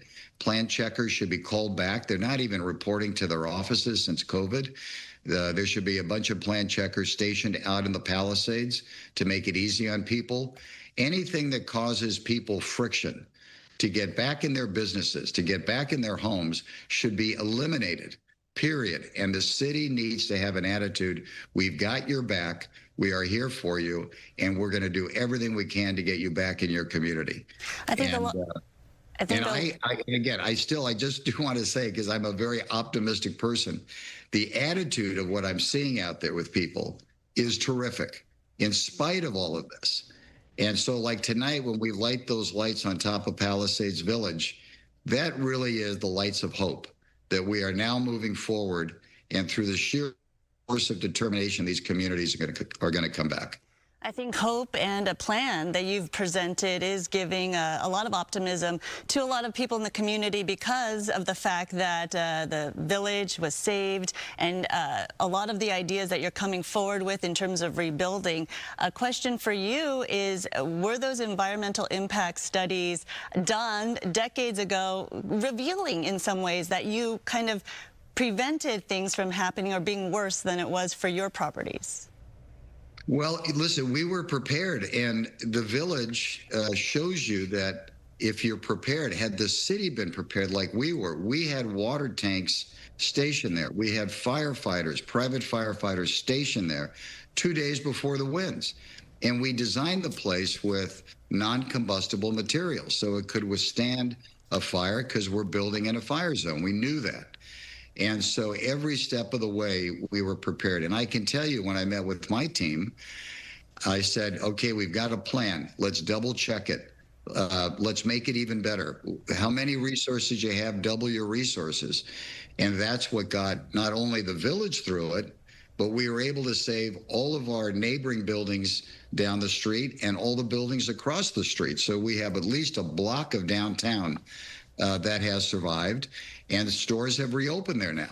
And I'm very proud of what our team did out there that evening and for the days subsequent to the fire, because remember, the fire wasn't fully extinguished, believe it or not, till January 31st. It started on the 7th. And can you imagine that this fire in an urban area was allowed to burn as long as it did? It's unthinkable. It is hard to imagine, and we all lived it and watched it, and so many of us felt helpless seeing it, but so many of us know someone, at least 10 people I can count off the top of my head, that were impacted by this catastrophe. And so we will rebuild. The community is definitely resilient, and it takes leadership to get there. We do appreciate you being with us this morning. The only morning show you've chosen to speak with, we certainly, that means a lot to us. Thank you for the work that you're doing, and thank you again for your time. It's great. And I do believe in the rebuilding, so let's just go do it. Let's make it a great year. Thanks for having me. Absolutely. A better start this year than last year. That is for sure thus far. That's right. Thank you so much. All right, 9:15 still to come. We have a lot headed your way on Good Day LA. First up, we got to check on the roads out there because, you know, we're back to, what is it, Wednesday, January 7th. Here we go. A lot of kids back to school, and I know parents back to work. Certainly, Good Day LA Traffic is brought to you by Downtown LA Law Group Accident and Injury Attorneys. I do want to update you on this ongoing SIG alert that is still causing problems here on that 10 freeway, westbound and eastbound, being impacted by the overturned big rig here. In fact, two big rigs had collided. Here's a live traffic camera on that 10 westbound. Two left lanes on each side of this 10 freeway at Waterman, or right after Waterman, are shut down. So officials working hard to try to get the rest of those lanes open. Just keep that in mind if you are traveling on that 10 and on that the slowing caused by that SIG alert. Westbound 10 between the 5 to the 405 towards Santa Monica, a little slow, 48 minutes. Here's a look at some of the other traffic hotspots. This broadcast is locally sponsored by DT LA Law Group, Auto Accident and Injury Attorneys. Have an injury? Text Injury Help to 40222 or visit us online at calldowntown.com. Message and data rates and usage may apply.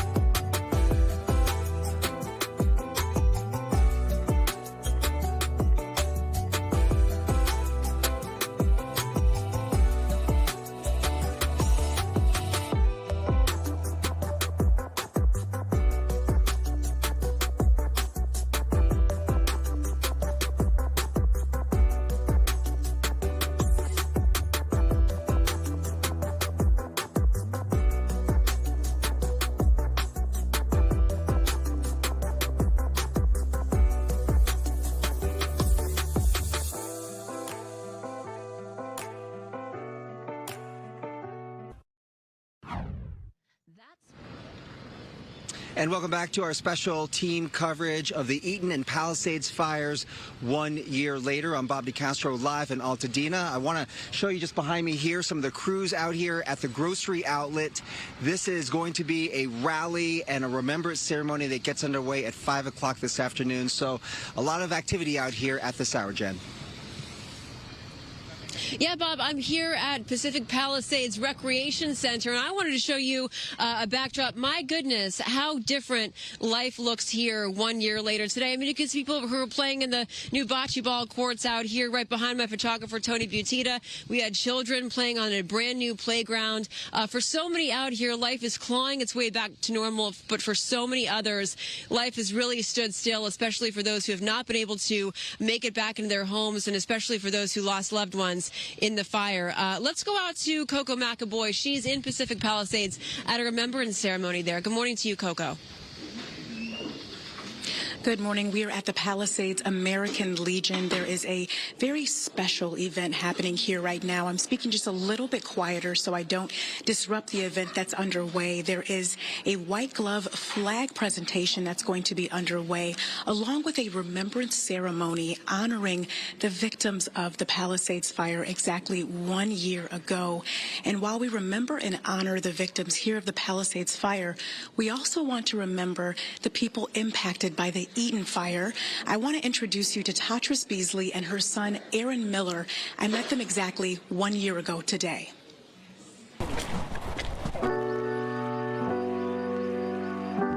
This is my home. Let me tell you where everything was at. Tatris Beasley and her son, Aaron Miller, walk around the empty lot that was once home to their cherished black and white house with red accents in Pasadena. That's why I still come by, so I cannot forget, you know, what was there. Or the memories throughout her 12 years as a first-time homeowner. From birthday bashes. Happy birthday to you. To the annual Glen Street block parties with her neighbors. All reminding her of what was before the Eaton fire on January 7th, 2025. Now 1 year later. So fast, though. It's like, here we are again, you know. And the emotions start picking up like... Beasley and Miller evacuated in the middle of the night to the Pasadena Convention Center, where we first spoke with them. When we left the home, we had all intentions of coming back. We didn't think we weren't coming back. Then the unimaginable happened. This is my house. Oh, God, help me. Miller documenting it all in disbelief. All of their belongings burning in the fire, including Miller's business equipment. I remember trying to get into the door to grab a few last-minute items. I actually opened the door and I saw the fire coming from the back to the front, and it was coming fast. Yeah, so I'm glad that I didn't, but yeah. Because I would never be the same if something happened to him. Since the fire, nothing has been the same, though. Beasley had just paid off her mortgage before the Eaton fire. Though Liberty Mutual Insurance sent her money for personal items and rebuilding, she's still in limbo. So I'm hoping that I can, you know, make sure I have enough finances to get the house that I want and not have to have a mortgage again.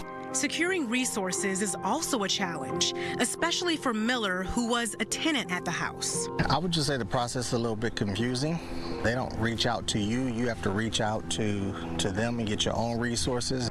Despite the hurdles, they are ready to rebuild. My neighbor said, when you going to start? I'm waiting, but I'm being patient and trusting God. That soon, they'll be back home with their Glen Street family. What's his name, David? Balam. Balam. And its newest member, baby Balam, born after the Eaton fire. That's our first. This is our hope. Yeah. Our hope baby, right? Hope for Beasley, Miller, and the whole neighborhood to turn their losses into new beginnings. This is still a long journey, you know. Very. Still a long journey for us, you know. So, but we're here.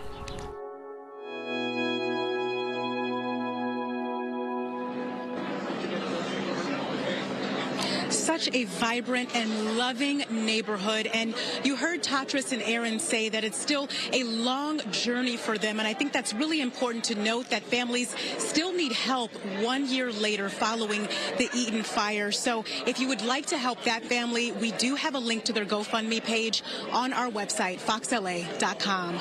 Reporting live this morning, I'm Coco McAvoy. I'll send it back to you, Araxia and Sandra. Such a touching story when you think about all the memories a home can contain, you know, and and then losing it all, but then having the hope to rebuild. Such is the story of so many there in that area. Thank you so much, Beautifully Coco. told, Coco. Yeah. Thank you. All right, coming up, we have a look at your forecast when we come back. Plus, Amanda has your entertainment headlines. So why are all eyes on the newly named Actor Awards? It's going to take some time to get used to saying that, and the announcement's being made in the next hour. That's ahead.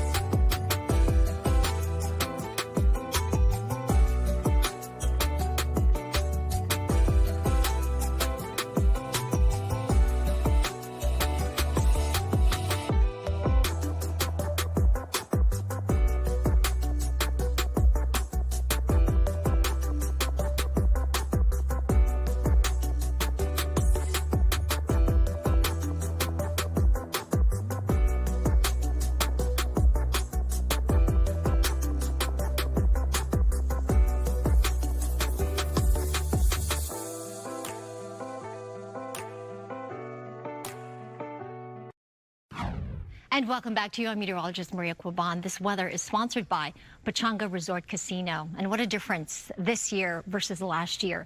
Last year at this time, we were talking about severe to extreme drought conditions across our state in the desert Southwest. We were only talking about 16/100th of an inch of rain so far for the season. This year, with the amount of rain we've received, we're talking about, on this date, 14.11 inches of rain. That's almost the entire season's normal total that we have gotten in just a few short months. So we are drought-free currently for the state of California, with the exception of the small little area here, which is still drier than normal. But we are off to a great start this season. And yet again, we have another chance for some rain because of this upper-level low-pressure system that's spinning to our south, pulling up some of that moisture over California. We have a 10 to 20% chance because most of that rain is staying offshore and into Baja and parts of San Diego. So don't be surprised if we do get some sprinkles because of that instability that's still around. We have 9.5 inches, over 9.5 inches above seasonal average. 65 should be the high temperature for downtown today, 62 in San Diego. Just a quick look at our day planner for Anaheim with that slight chance for some showers. Temperatures getting up to those low 60s, still below average. We will warm up as we get to the weekend with some offshore winds. I'll go over that and some of the advisories going into effect in just a few minutes. Back to you. Thank you, Maria. Hi, ladies. Hi there. We are halfway through the week, the first week of 2026. Yeah. Here we go. Before you know it, you'll say halfway through the year. Oh, because it happens wow. like that. I don't know, January always near. Well, let's jump into entertainment. Sponsored by Yamava Resort and Casino. The Actor Awards, the nominations are coming out in less than an hour, and they were formerly known as the SAG Awards. It's going to take some time to say Actor Awards. Well, the nominations will be announced soon on Netflix's YouTube channel, and take a look at one of the frontrunners. From all your mom's stuff, from all my stuff, even though I know that's impossible. This is the end of the line. Not for you. One battle after another is sure to be a favorite coming up for these noms.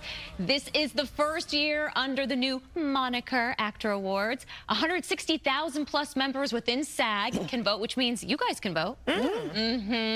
No doubt we're going to be seeing lots of acting love for One Battle After Another and Sinners. Those are my two picks for getting the most nominations today. The Actor Awards will take place Sunday, March 1st at the Shrine Auditorium, and Netflix will stream the ceremony live. Another big moment for March 1st, Harrison Ford will be honored with the Guild's Life Achievement Award. Some other favorites that we're going to see in the nominations list include Hamnet, Marty Supreme, Weapons, Frankenstein, and Wicked for Good. And, you know, maybe some other surprises, because we can't say that we predict everything. We have to leave some room for the surprise. Of course. Which movies on that list have you seen?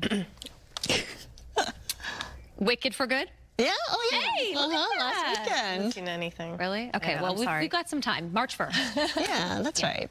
Catch up. And you can watch it because it's streaming live on Netflix. That's true. So you have Netflix. Win-win. It's just going to take a while to say Actors Awards. Yeah, no, not plural. The Actor Awards. Actor Awards. Even weirder. After the break. Yeah.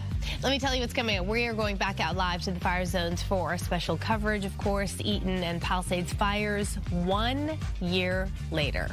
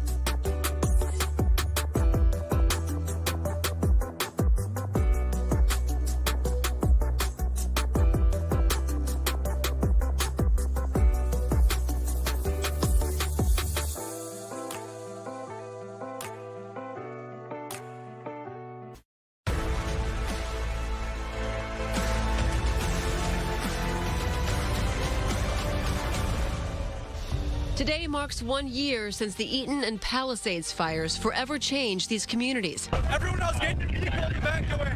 The damage was devastating, the recovery uneven. And for some families, the struggle is far from over. It's all gone. But through the setbacks, there's also been strength. Volunteers stepping up, neighbors lifting each other, communities refusing to be forgotten. I really love being a Palisadian. There's nothing like Altadena. 1 year later, we're taking you back to remember what was lost and to show how resilience continues to rise.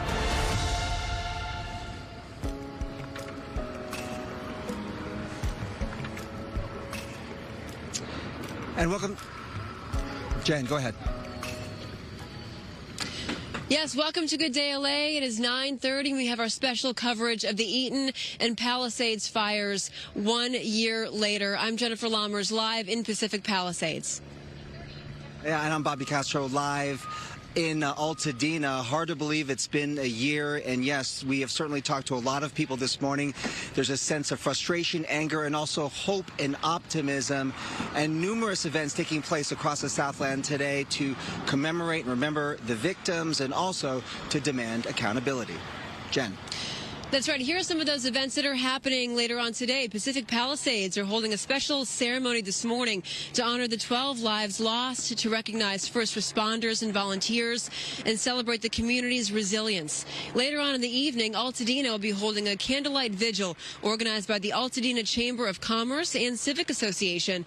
That's happening at 6 o'clock tonight. Meantime, survivors of the Palisades fire are planning a protest today called the They Let Us Burn at 10:30 this morning, demanding fairness, accountability, and a vision for rebuilding the communities out here. We're going to bring you extensive coverage all throughout the morning. Of course, we do have reporters stationed all throughout the Palisades and Altadena. But first, let's get over to Mario. He's in Altadena in the Eaton fire zone. Good morning. Hi, Jen. That's right. We're along Cannon Boulevard. Several homes on this street alone taken out by flames 1 year ago. We've been hearing so many stories throughout the morning here on Good Day LA and seeing what's left of all this destruction. Now, this here is a plot of land, one of several that we're seeing here on the street, a sign of the work that still needs to be done. Now, take a look. The family home that once stood here lost in a matter of hours, fueled by strong Santa Ana winds. The Eaton fire swallowed nearly 14,000 acres. It killed 19 people and destroyed more than 9,400 homes and structures. The Jones family had lived in this home for more than 5 decades, a place filled with memories and milestones until the fire took it all. And like thousands of other survivors, they were forced out, left with nothing but ashes, and the long process of figuring out exactly what comes next and still processing resurfaced feelings this morning.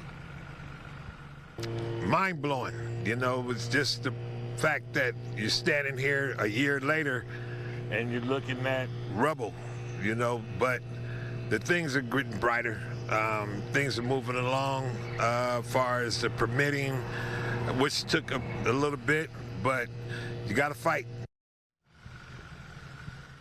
Now, 1 year later, community members are coming together to honor those lost and recognize the road to recovery. The evening begins at 5 p.m. with a community gathering in Altadena on Lake Avenue, offering remembrance, reflection, and support for fire survivors. At 6:30, a benefit concert at the Pasadena Civic Auditorium, raising funds for long-term recovery efforts. And the night concludes with a memorial service of hope and renewal, that happening 7:30 at Lake Avenue Church. Now, for the Jones family and countless others, this has been a long recovery process. The Jones hope to be moved into a brand new house here on this lot sometime in 2027, hopefully towards the beginning of the year. For now, live in Altadena, I'm Mario Ramirez. Bob, we'll send it back to you. Yeah, Mario, as it stands right now, only a few dozen homes have now been rebuilt 1 year later. In fact, lots of folks still displaced. Survivors, about 8 out of 10 of them, according to some last reports, are still displaced because of the fires 1 year later. Let's send it over to Brooke Thomas. She's with one organization that's trying to help folks get back inside some sort of stable housing. Let's listen in to Catherine Barger. Yeah, hey, Bob, we're live in the middle of it. press conference, the Eaton Fire Survivors Network. And I just want you to know that the majority of the people behind Supervisor Barger are fire survivors. Watch the emotion in their eyes as she speaks. State partners for their collaboration in service to this community, Senator Perez and Assemblymember Harabadian. Thank you.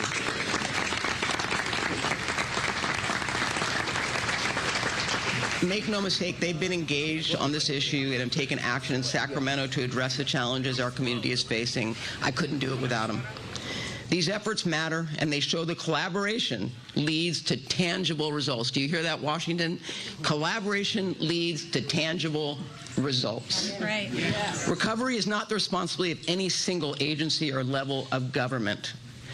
It is only possible when survivors, local leaders, the county, and the state all move in the same direction.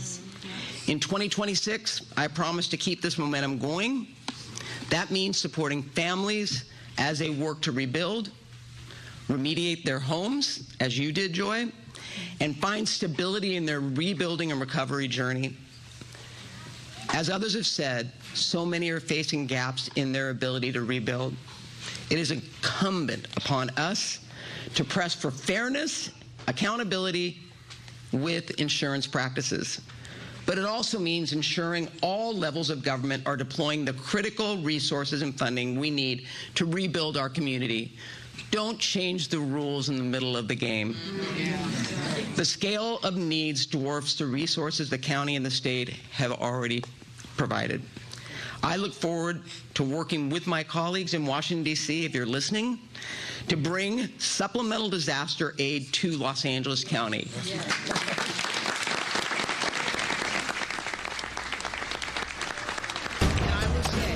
As that is happening, we do have some breaking news that is coming into our newsroom right now. An update on the Nick Reiner arraignment this morning. According to TMZ, his attorney, Alan Jackson, will withdraw from the case. Reiner will now be represented by a public defender. The case is going to be continued, and Reiner will not enter a plea. Alan Jackson will be releasing a statement as soon as the proceedings are over, and once that happens, we will have an update for you.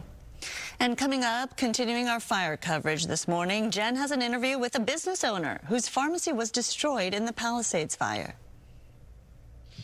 Yes, Andrew, this pharmacy had been in Gordon Wong's family for 30 years, and on January 7th, 2025, he lost everything. My interview with him when we come back.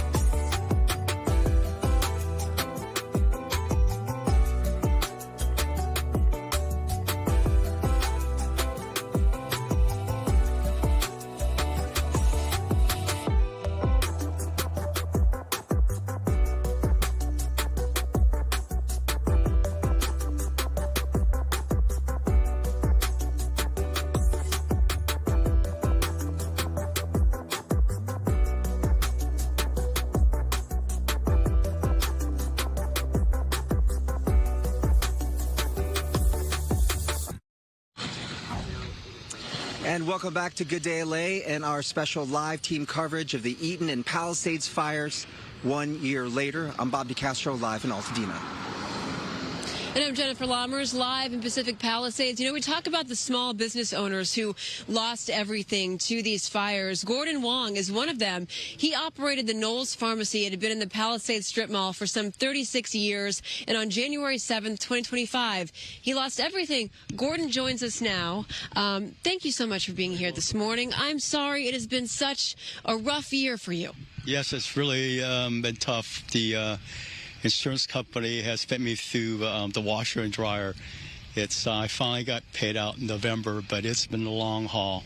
It's been you had to fight for it, right? Yeah, the insurance adjuster, the insurance company Hartford, actually they're incompetent. They had me reproduce inventory loss 4 times, and fortunately, the day of the fire, my wife, who works with me, Shirley, she took pictures of the entire contents of the shelves of the store, but that wasn't good enough. Oh, my goodness. Yeah. So you're doing all this groundwork, and still you're being met with an extraordinary amount of red tape. We've heard it from homeowners as well. Tell me what happened that day.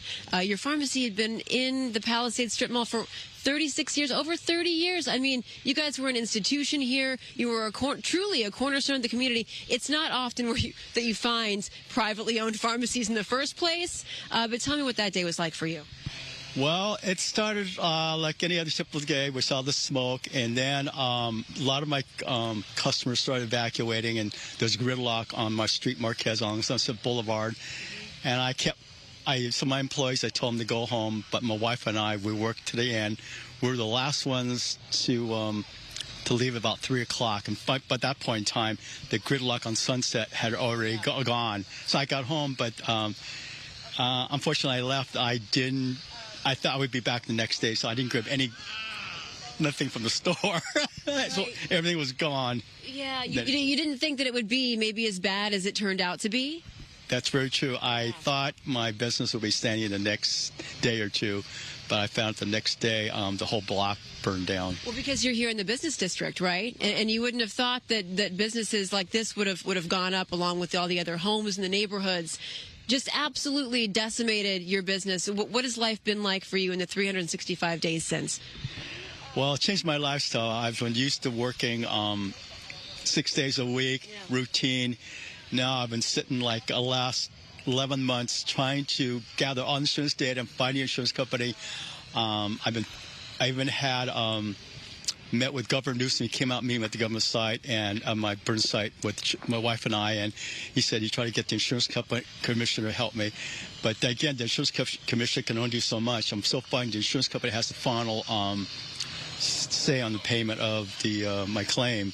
Yeah. So I've been doing that and just fighting it. So finally, like late November, I got full reimbursement, but not the full amount that I need. I was uninsured. Right. So what are you going to do now?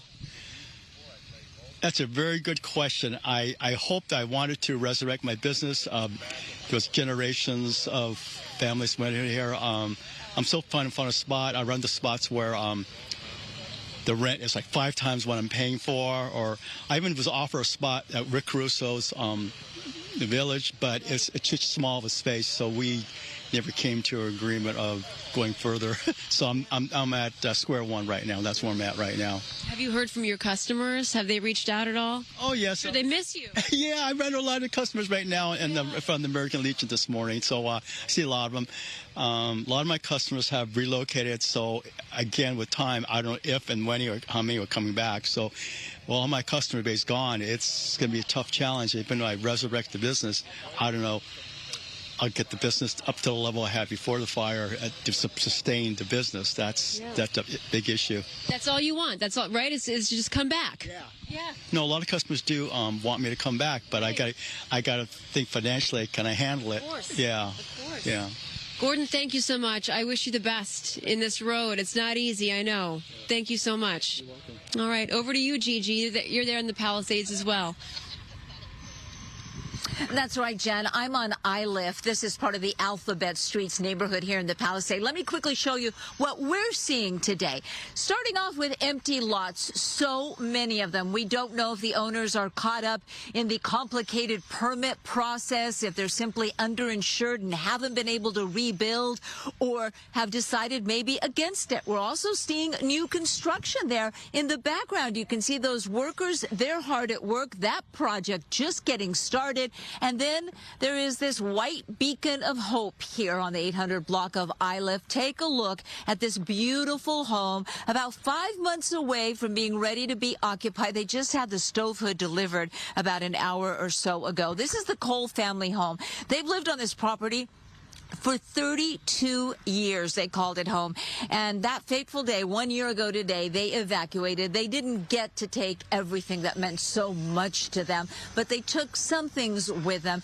Now they're anxious to come back to the neighborhood they call home, along with so many. About 400 homes are being rebuilt currently here in the Palisades, but there are so many more that still need to be built. And there are also a lot of for sale signs from people who have decided not to come back.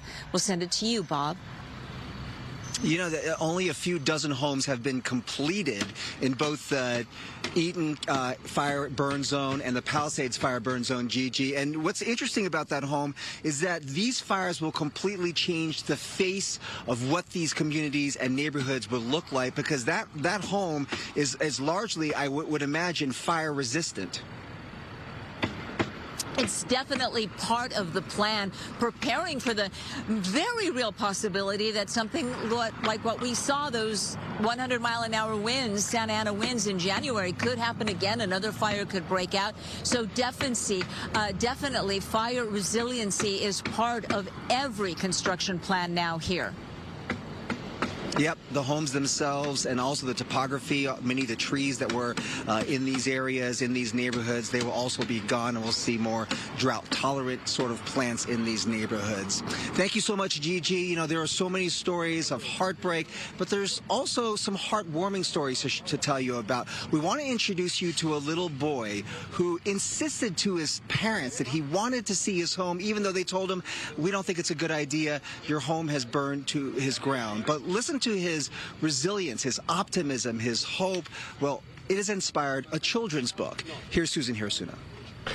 And everything is broken, and it's all lost its color. And Henry Giles was 6 years old when he approached me during a live interview to talk about the night the wildfire forced his family from their home in Altadena. We didn't realize that our house was going to burn like this. This interview went viral and touched hearts all over the world. And that was our chimney where Santa comes, and now it's gone. His mother turned Henry's words into this book, When the Skies Lost Its Colors. When he said it all lost its color, I think it just touched so many of us. It kind of stayed with me, and I think, and also those people that reached out to us, it was very impactful, and it was pretty poetic, and I felt that it was also a way of helping my son cope and heal, and also use it as a tool to help other kids.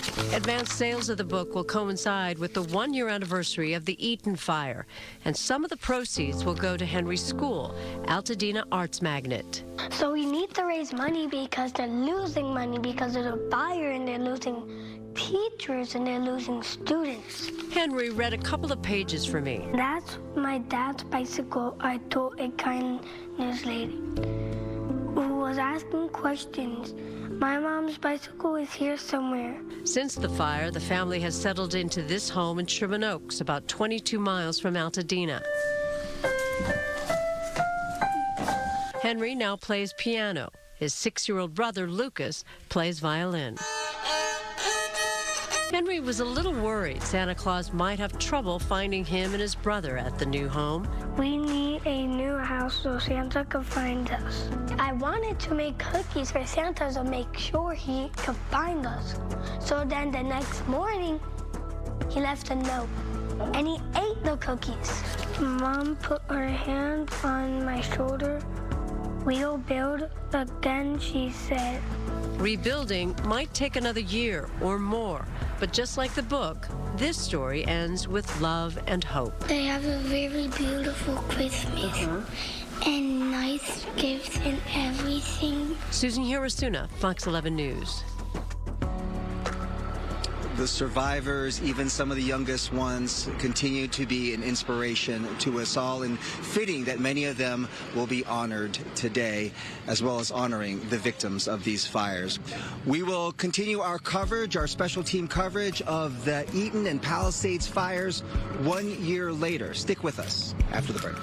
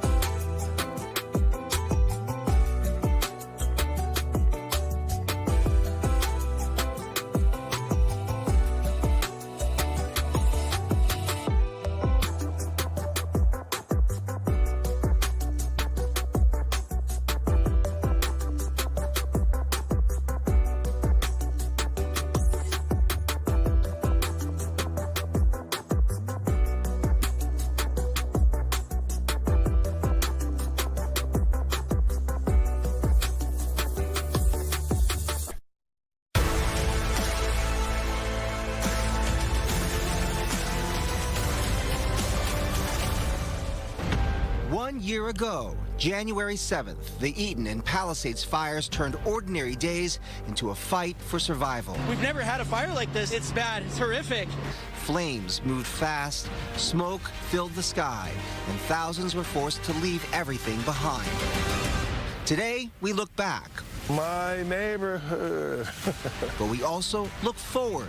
Even with it burnt down, look how beautiful it is. Because in the years since, this community has shown what resilience really looks like. Rebuilding homes, reclaiming hope, and finding strength in one another. This is the story of a community still healing and still standing. Yes, January the 7th, a day that many of us will never forget. Thanks for sticking with us. I'm Bob DeCastro, live in Altadena.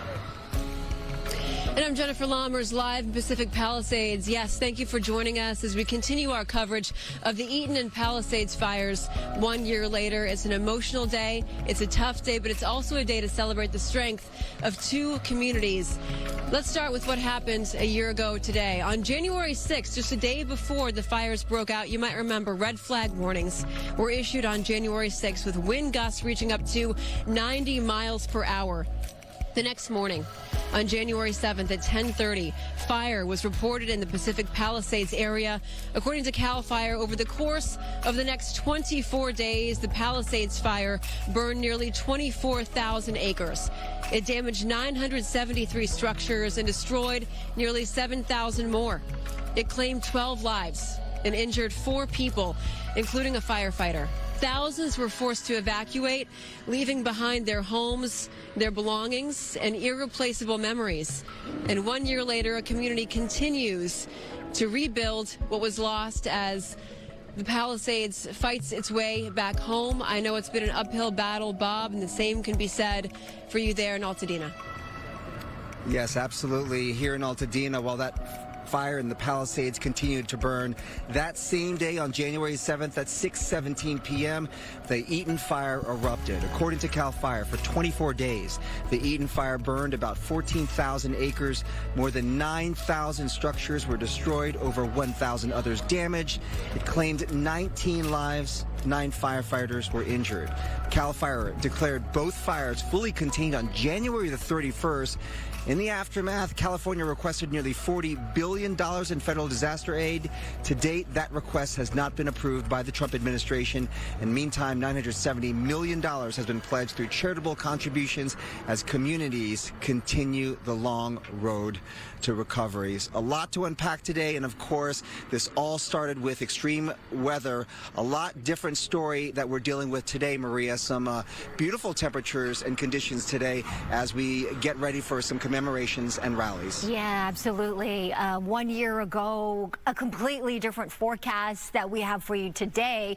As you mentioned, it was very dry. We had actually a trifecta of weather conditions that were happening. We had actually come off of 2 consecutive back-to-back years of very wet years of above seasonal average in terms of rainfall. And then we got into drought conditions. Last year, we were only talking about 16/100th of an inch of rain as of January 7th. And we had severe to extreme drought conditions across the Southwest. And then the good news. This year, we have the complete opposite of more rain, 14.11 inches of rain so far to this date. So this is almost an entire year's worth of rain. And so we are drought free at the moment, with the exception of a very small area here of Northern California. So extreme difference, right, in 1 year. In fact, we do have slight shower chances in the forecast today. Kind of a mix of some sunshine and some clouds and also some rain, 10 to 20% chances for rain in parts of Orange County, the Inland Empire, and San Diego mostly. But just don't be surprised if we do get a sprinkle or two. If we get anything, it will be on the lighter side. Temperatures are staying slightly cooler than average. 59 in Pasadena currently. As we get to the afternoon, we should get into those low mid-60s. The low desert area 68, mountain locations 41 degrees, with that chance for showers and even snow showers as we get into tomorrow morning up above 6,000 feet. Downtown LA 65 today, with those temperatures slightly below the average of 68. We are going to dry out. We're going to warm up, and we are anticipating, actually, coincidentally, some stronger winds out of the northeast. We'll talk more about these moderate Santa Ana winds we're expecting when I come back. In the meantime, I'll send it back to you. All right, Maria, thank you. Yes, out here in Pacific Palisades at the Palisades Recreation Center, we're talking about lawmakers who've really met the moment. And I can't think of a better one than LA County Supervisor Lindsay Horvath. Thank you so much, first of all, for being here this morning. I remember watching you every day during those press briefings when we were all in the thick of it, and how it was palpable that you could feel the pain of your constituents every single day. So how are you doing today, and what are you hearing from your constituents this this morning?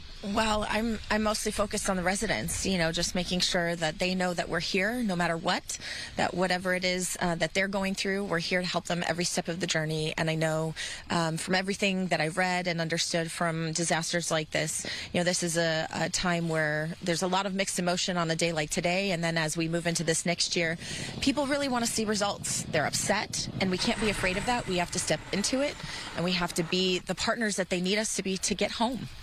And what are you planning to address, inside government? Because I know that a lot of people who we've been talking to this morning, there are serious complaints about the time it's been taking to get those permits, the red tape they've experienced when they've been out there trying to rebuild. It's just been a long and, they say, unnecessarily arduous process for them to get back to the home.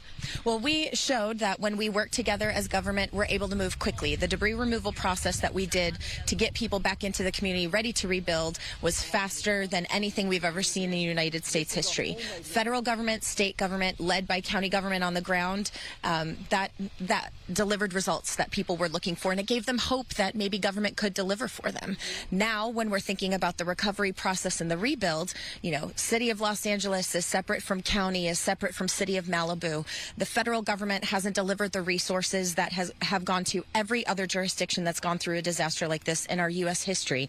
We have to make sure that the resources are meeting the people who need them, and that we're setting aside egos and working together to bring all forms of government together to move quickly, to move at scale, and most importantly, to focus on what our residents need.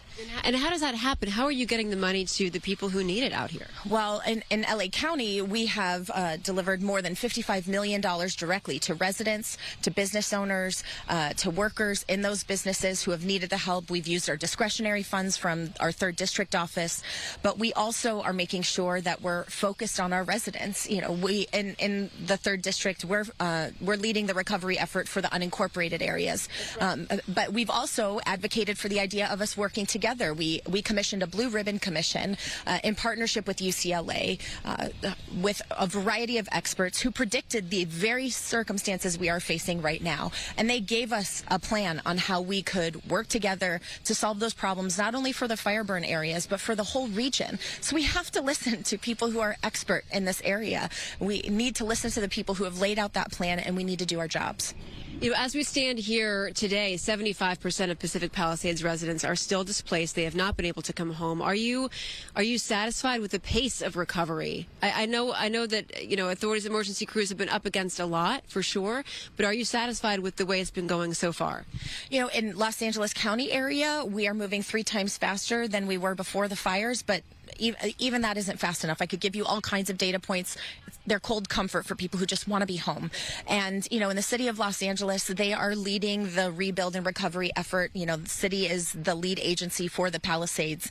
And so, the county doesn't play the same kind of role for the Pacific Palisades that we are for Sunset Mesa, for Topanga. And even Malibu has asked us to step in and help them. So we're trying to work together as a region. We have to do more of that. We have to show up for people and let them know that we're not going to let all of these different jurisdictional agency issues be the reason they can't get back home. Right. And hope is the name of the game right now. And I know you're hosting an event on Saturday to bring some hope to some residents here, right? Yes, we're going to be at Pepperdine with the community. We're creating a space for healing, for people to come together, have a little lunch, but most importantly, have that time together. I know for communities like Pacific Palisades, that in person, seeing your neighbors every morning, they were as much a part of your family as anyone who lived inside your house. And so that in-person experience is really what's so important. Intentionally creating a space for people to come together, to heal, to share their stories, to know that we are here to support them no matter what. That's what we're doing on Saturday, and we will continue to do every day moving forward.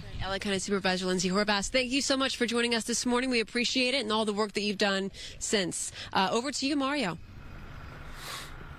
Hi, Jen. Yeah, it's been a year since the Eaton fire tore through this neighborhood. We're on Cannon Boulevard, and as the sun started to come up this morning, we noticed utility, public works, and construction crews move in, a sign of the work that continues here. And look at this. This is one of several plots of land here left empty where beautiful homes once stood. Thousands of families are still displaced this morning. Now take a look. The family home that stood here lost in a matter of hours, fueled by strong Santa Ana winds. The Eaton fire swallowed nearly 14,000 acres, killing 19 people and destroying more than 9,000 homes and structures. Now the Jones family lived in this home for more than 5 decades, a place filled with memories and milestones until the fire took it all. And like thousands of other survivors, they were forced out, left with nothing but ashes when they returned, and the long process of figuring out what comes next and still processing resurfaced feelings this morning.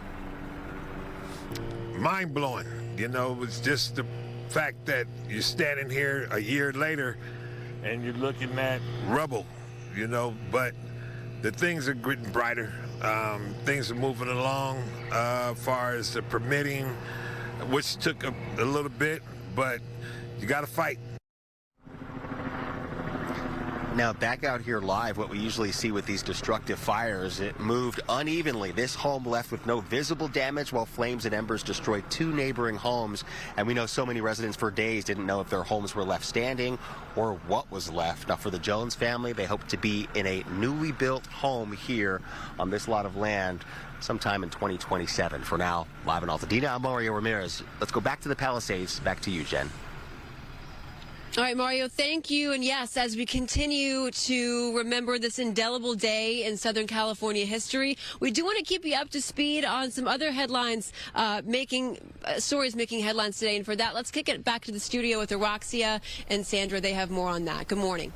Good morning, Jen. What a day for you out there in the field. I know lots going on, and she's doing an incredible job with the whole team out there. Yeah, a lot of compelling stories out there, and it's strange to be sitting here and just thinking back to a year ago today and how really the fire broke during our newscast. That's right. Right around this time, and we had no idea what we were in for. Right. 31 days the Palisades fire took to get put out, and then about 25 days for the Altadena fire. So it's just crazy to think how much has happened, and yet so much has changed, and so much needs to be done to change. Right. And we're hearing all those stories today. Yeah. All right, we do have other news to get to, including this story. Nick Reiner's high-profile attorney, Alan Jackson, has asked the judge to remove him from the double murder case and appoint a public defender instead. The 32-year-old was due to enter a plea today, but that arraignment has been pushed to February 23rd due to the lawyer change. Reiner showed up in court this morning, sitting in a glass cage, wearing